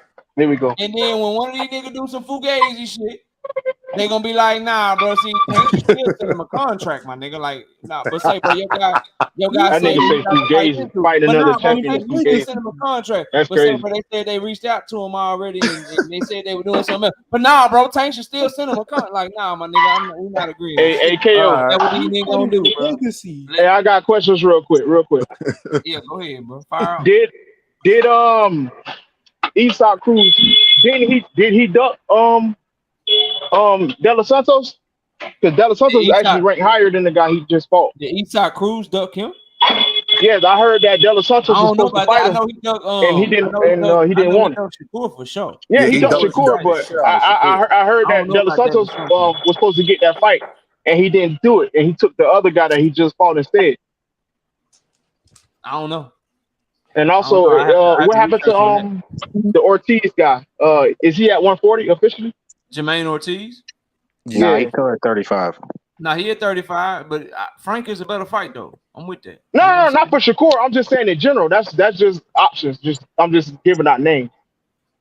You talking about? Okay. So you want Jermaine Ortiz for Shakur? You wondering? Or no. I'm just saying names of people that's available right now. That's all I'm saying. I ain't saying for Shakur or anything. I'm just saying we don't want to see that no more. Available for Tank Davis? Yeah, we don't want to see that. No. I'm just saying names. I was wondering what happened to bro because I ain't heard nothing about him. It's so many people for Tank to fight. Why you coming? Hold on. Why we come? I'm trying to hold on. I'm trying to see what Bullet's saying. You talking about for Edwin De Los Santos? No, you talking about I'm just saying in general. Yeah, for De Los Santos, for Shakur, for Tank, anybody. Yeah, I'm just saying weight division, that's name. So based on the landscape of boxing, it's Tank and a bunch of like prospects and contenders and shit. Really, bro. Yeah, I get that. That's why I'm not even arguing nobody with the Tank shit right now. I already told y'all how I felt about it. I knew he wasn't gonna fight Devin.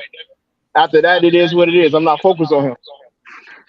Well, you shouldn't be. You shouldn't be. You shouldn't be because Tank I'm is. just asking about the landscape of boxing because I had to go look at the rankings again. You could have fought T.O. Hold on, it's some bad. Yeah, that echo, man. It's some bad. I think it's gone. No. Get in there, Green. It's Terrence. Yeah, it's Terrence. Yeah, no? Yeah, it's Terrence. All right, we good. Terrence, stay on mute till you ready to talk, bro. Let me catch the super chat. Getting major love from the homie. Expensive paper coming through heavy with the 20-piece. No biscuit. Say bomb squad. Yeah, man. Deontay Wilder, man. Yeah. Knockout. What's stopping Tank from fighting? I mean, obviously it's made now, but he could have been fought Frank. or at least they could have tried to make that happen. T.O. was Frank, available. Frank and his promoter, Matias. Frank and his promoter wanted Shakur, bro. I have a hard time Frank, believing that because Tank is a more lucrative fight. I mean, Earl don't lie, and Earl said that's the fight he wanted for Frank Martin, and that's the fight he went and got for him. So you mean to tell me, okay, but like Tank's people, and I know you're gonna say they don't send out offers or whatever, but it's okay. Forget Frank, Matias. That's a fight. That's an interesting fight for Tank at 140. Tank said You he can ain't make going to 140. Yeah, not right now. okay. Lomachenko. He said he obviously he said he don't want to fight Shakur. We know that, but he'll gladly fight Tank Davis. Bob No, Aaron no, said Lomachenko is not fighting no. again this year because of the war in Ukraine. That's Bob Aaron words, not mine, bro. Like I'm with, like trust me, I'm I'm with you, with you, bro. but Yeah, I'm just that's a telling you fact. what I'm just telling you what's going on, bro. Don't, like I ain't trying to shoot you down, but this is what these niggas is saying Now right now, bro. I know you smarter than that. You know that's cap. Oh, look, this nigga literally So, said, so I'm Bob fighting Aaron lying Devin. about his own fighters and shit now. Since when? Yeah, he lined to protect him just like he did with Pacquiao. Yeah, I think But Loma's a paratrooper. Yeah, I think knockout. I agree with him there, bro. Because you gotta think about this knockout. Man, You who gotta think is about that? this part, bro. They made Shakur and Frank fight Oh, that was happen. you, Jay Nori. That's your mic. Go ahead, bro. My bad. That's my mic. I ain't No, echoing. I'm talking right now. is that me? I think that might be you, Dirk. Go on mute real quick. All right, somebody say something. Oh Yo, yeah, Dirk, that's you. That's you. Try to go out and come back in, Dirk. We got plenty of room for you. All Try to right. go out and come back in, bro. Go ahead, Dean. What was you about to say? nah, I agree with bro right there because at that point he hit Bob Arum like Bob Arum want the biggest check for somebody fighting Tank, and that's just what it come down to because he set up the fight with Shakur and Frank, but then when it came to Tank and Frank, and he was asked, Tank and Shakur, he talking about he don't want to make that fight right now.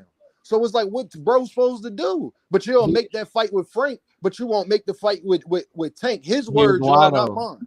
Here's why, y'all, and I don't know if y'all peeped this. What do Monster in a way and Stephen Fulton and now Shakur Stevenson and Frank Martin have in common?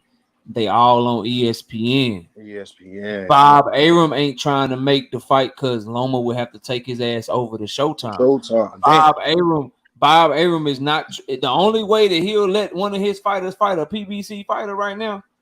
If they bring their ass over to ESPN, and we all know, yeah, you might can get Frank to go over there to fight Shakur.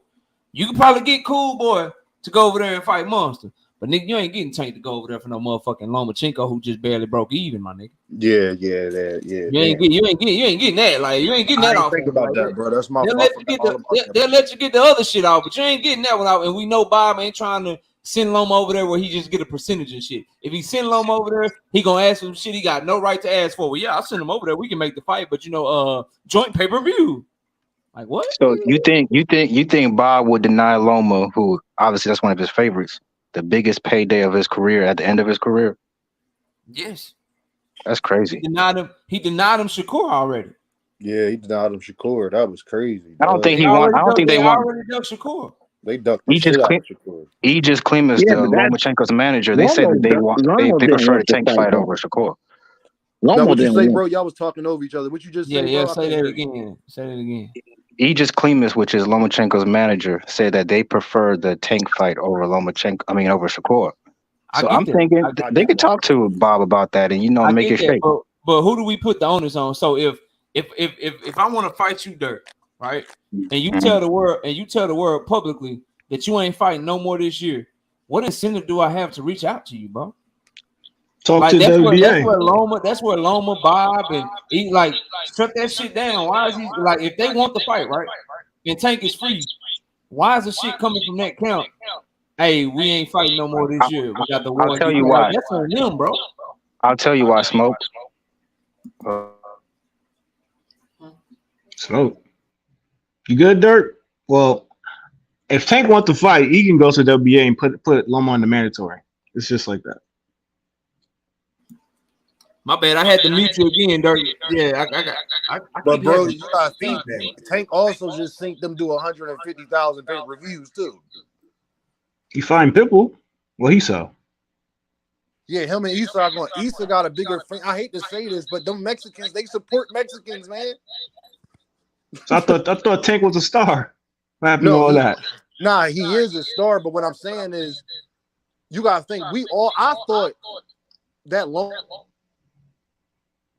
That's the internet. It's blocking that bullshit. You can't be built. Is that me? Is everybody? Nah, that wasn't Deem going internet going out. Deem, it's you, bro. Say something, Deem. Yo. Yeah, I don't know who that is, bro. Let me Hold try. on. Let me try. I'm about to mute myself, and then we're gonna see if it's me. Hold on. Mic check. Nah, let me mute myself, bro. Hold on. Yo. Yeah, we good.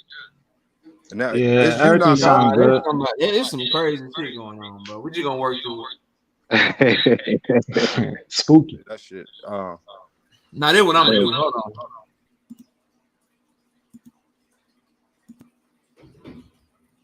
All right, is it me? Is it me? Is it me? Is it me? No, it ain't me. All right, Deem, say something. Yep. Deem is good. All right. Take Deem out. Jay Nori. It's you, bro.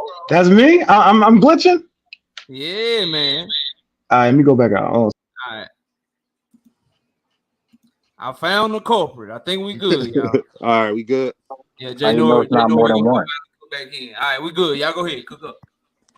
Yeah, man. But that, bro, it's just like I said, man. I really feel like we've been getting so much good boxing this year, and a lot of guys, some guys just gonna have to sacrifice, Tank included too. Like because it's like we got to keep next year going how we did this year, and the only way that's gonna happen if everybody put the bullshit to the side like they've been doing this year for the most part. So that's the only way we're gonna keep this thing like moving. Like this is the best year we had in boxing. All I want to see is the shit keep going. Whoever we like. Because even if you dislike another fighter, you want to see him against the fighter you like to see if your fighter will beat him. So all these guys, I want to see do what they gotta do to make these fights happen. Because we obviously all have interest in them. Because this would not be like people be like, well, I don't like Shakur, I don't like Tank, I don't like Devin. No, yes, we kind of do, because if you didn't like him like that, you wouldn't want to see him at all. You wouldn't want to see him against your favorite fighter. You know what I mean? Same way they felt about Floyd. So I just want them to do good business, like I said, y'all, to keep next year going. Like bro brought up earlier, like next year, I don't want to hear no excuses from none of these dudes, y'all. I just don't want to hear it. Like, nah, make it happen. Because y'all all know the bag's there. Obviously, people going to buy. So that's not, we worry about people pirating the fight and all that. We don't want to hear none of that no more, from Earl and from the Tank fight. So let's get it on, man. And I want to see what's going to happen with the Shakur and Frank thing. Yep. I'm with that, bro. The odds of us getting another year like this back to back, bro, that shit. Knockout, if they smart and want to get money, PBC, Al Heyman, ESPN, all of them, they should, right? Because like bro said earlier, this is what we expecting now. Yep. You can't take a girl to nice restaurants, y'all, and then stop taking her to nice restaurants and start taking her to McDonald's. I hope November and December they announce some shit that's, you know what I'm saying, that's big and shit, and it keep the year going. I want the year to finish as strong as it was in the middle, man. But look, man, we don't reach the end of the show, bro. Let me get everybody last words and go around past to y'all, you know what I'm saying, and give you last words. Let everybody know if you got something to plug, you can plug it at this time. Let me go to the homie. Let me go to Dirk first. Dirk, it's been a while, man. I'm glad you came up here, bro. What's your last words for the people, man, as we wrap the show, bro? Yeah. Shout out to the panel, everybody in the chat. I stand what I said. Shakur gonna wash Frank Martin. He gonna tell y'all, yeah. Yeah, He might knock his ass out. Fact. And then Fact. Hey, y'all gonna see why they don't want to get in the ring with Buddy. So other than that, man, everybody enjoy the rest of your day. He gonna stop his ass. Damn. Yeah, all right, gonna stop him take too. it easy, bro. All right, let's go to the homie Terrence. Terrence, what's up, bro? What's your last words in, man? Big Show knockout. Yeah, I'm just gonna second that sentiment. I think Shakur gonna put that man, as Earl says, in the dirt, and we won't probably hear from Frank Martin again But then y'all gonna say, oh, he was a bum. But anyway, have a good night, panel. Don't call Frank a bum, bro. No, I'm just saying that's what they're gonna say after Shakur get done with him. But I'm good. Just like what Bud do, people, But all right. Nah, Good night. y'all over there like, well, shit, after what Bud did to Earl, Mean Machine is better than Earl. Y'all killing your own fighter resume when you do that stupid ass shit. You know what? Jose Benavidez put up a better fight. He's better than Earl. Y'all doing that stupid shit, man. Ain't nobody doing that shit. Knockout crazy. Y'all be doing that shit. You know I'm right. That's why you laughing, Terrence. Y'all doing that shit. Hey, Y'all trying but to shit on Earl that's so the bad. thing. Y'all calling But the other fighters listen, trash. but the thing is, like, we tell the truth, bro. We tell the truth. It's all about truth. And if that puts Bud in a bad light, it is what it is. But Terrence, you we must just forgot tell how the many. truth. You must forgot We how just many tell the goddamn truth. corners I painted you in, bro. I painted you in the corner so bad one time you told me, knockout, I don't think it was a lie. I think you just might have forgot. He might have. I'm not trying to hear that shit, man. You ain't never forgot Shout out my something homie that years Terrence, bro. Go ago. ahead and go uninterrupted, man. Get your last shit out. I'm gonna leave you alone. Go ahead. No, I was pretty much finished. But since you brought that up, come on, bro. It had to be something that you said years ago that you don't know if you said it or not. Come on, everybody does that. It's not just Bud, but y'all hold Bud to a different level. Anything he says that was not true is a lie. Okay, but anyway, later. Have a good night, knockout. If you say something that's not true, bro, it's a definition of the word, man. Damn, you making it too easy. It's gotta Look, be man, intent. I Knockout. see We you go. It has tomorrow, to be Terrence. I'll be intent. live tomorrow. Later. All right. So be live tomorrow. Terrence, take it easy. Shout out to my homie Terrence. I catch you next time. All right, later. All right, peace, man. Jay Nori, man, get him off, man. What you got? Get it off your chest, bro. Go ahead. How am I sounding now? You good, bro. You crispy now. All right. Whatever you do that tomorrow, if you got tomorrow or Thursday, do that because it shit working now. You good, bro. All right, I had to jump to the laptop. All right, I'm gonna keep it quick. This was a great year of boxing, man. This was a phenomenal year, man. Why y'all talking like the year over? It's September, bro. Cause, bro, it's Right. looking sad, knockout right now. I done got everything I wanted this year, man. Now this Christmas present, if they do this rematch in December, then this will be this will be a great year. But I believe we might get a double. I feel like we might get one more phenomenal year, and then it's gonna be a slowdown period. Because I feel like right now they're getting all the guys who bring big money, who have to have big money fights for them to get in the ring. They're getting all those guys off the table.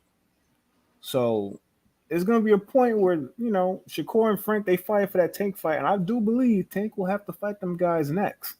After he fights Pitbull, he'll have to fight the winner next. I like that. And that's gonna happen maybe in May. He gonna wash him. Well, we gonna find out. He gonna wash him. What a time to be alive. We gonna find out. And I feel like gonna be a lot more fights. The heavyweight's gonna get down. We're gonna see some things next year. So we might get a double back. So y'all be ready, prepare for that. Enjoy the rest of your night. You too, Lord. Catch you next time, bro. All right, then get your last word real quick, bro. What you got, man? You did it again, knockout. You already know tonight was fire, bro. Keep doing your thing, bro. Proud of you, man. Keep your foot on everybody's neck, bro. We ain't always gonna agree, but I'm gonna come in here and turn up. I'm gonna come in here and turn up every time, man, because I love boxing, bro. You hear me? I love it, bro.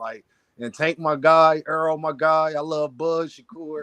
They my guys. I ain't the biggest Haney fan, but I like Haney as a person, to be honest. I think he a good young man, getting money and doing what he's supposed to be doing, staying out of trouble. So, listen, man, we just continue, man. Yo, keep doing what you doing, knockout, because little do you know, bro, you, Fanon, Champ Side, a bunch of Showbiz, a bunch of other guys out here, doing the boxing thing, bro. Y'all a big part of keeping this sport going. Y'all think these boxers not listening and they promoters not listening. Trust me, bro, they is, bro. I be in the battle rap scene and knockout. You'll be surprised how behind the scenes battle rappers will want you to promote stuff and me not even thinking they knew who I was.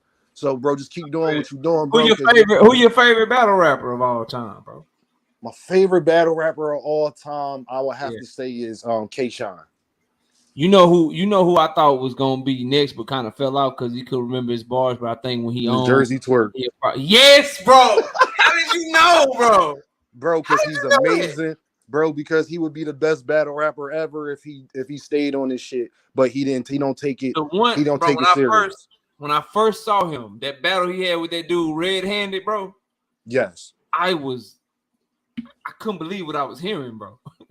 He say stuff that is crazy. I couldn't believe what I was hearing, bro. I don't listen to battle rap like that no more, but bro, when I was into it, bro, and then the one he did with clean paper. Oh my God. Oh, did him nasty.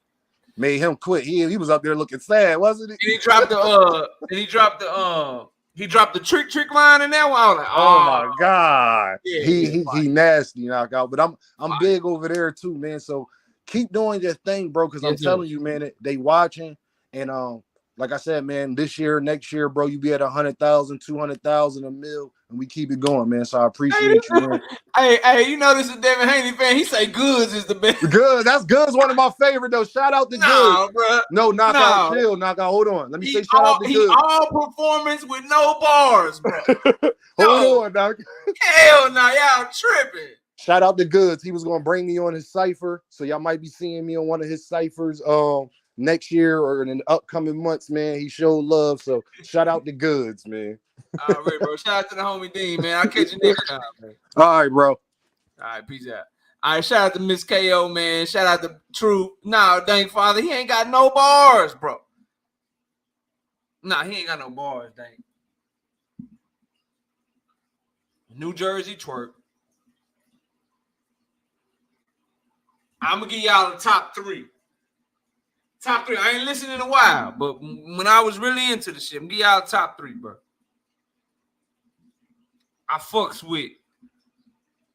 You gotta throw Loaded Lux in there. Gotta throw Loaded Lux in there. Right? I fucks with See, I was fucking with Tay Rock when Tay Rock was battling Ill Will, and I like what he did with Hollow the Don. Yeah, that was nasty. That was nasty. And bro, Rum Nitty, bro. Man, y'all boy better stop playing, bro. Rum Nitty, Daylight play too much, True. I prefer his freestyles, bro. Tay Rock became trash, dank father. When he battled Ill Will, chill, Will. If I don't hit the steel, then still will. I'll Emmett Till with some shit, bro. Yeah. Oh, yeah. King Los, LA Leakers. Come on, King Larry. I love hip hop, bro. What do you say? Trying to steal my signature style. That's plagiarism. You just asking to get buried alive, but I can dig it. Yeah, King Larry. Yeah, I fucks with King Los, bro. Oh, yeah. Yeah. Hey, Gerald. Yes, sir. That's the way you talk to your son. Yeah, bro. Yeah. What Rum Nitty say? Grab the nose. I'm coming down with something. Grab the nose. Talking about the shot. Come on, man. Mav Hopper known more for throwing punches, Remy. Mav Hopper was better at punching people, bro. He better at punching people than battling this shit, man. He always trying to fight somebody. But look, man, shout out to all y'all, man. Shout out to Miss KO, Rolo in the photo. Everybody, Omega Red, everybody that came through, showed up and showed out, man. I appreciate y'all coming up here. And you know what I'm saying? Hollering at me, man. Thank you so much, man. Hey, you say he trash, dank father, but one of the most iconic boy, that boy Tay Rock told that boy hollow the Don, bro. You get another cut and another cut and another cut and another cut. It looked like the seatbelt won't hold. I'm trying to buckle up, man. Come on, bro. Come on, dank. Come on, bro. That was a bar, bro. Hey, boy, be rapping, man. Shout out to y'all. Appreciate y'all. We'll catch y'all on this one, man. I'm out of here, man. Peace out.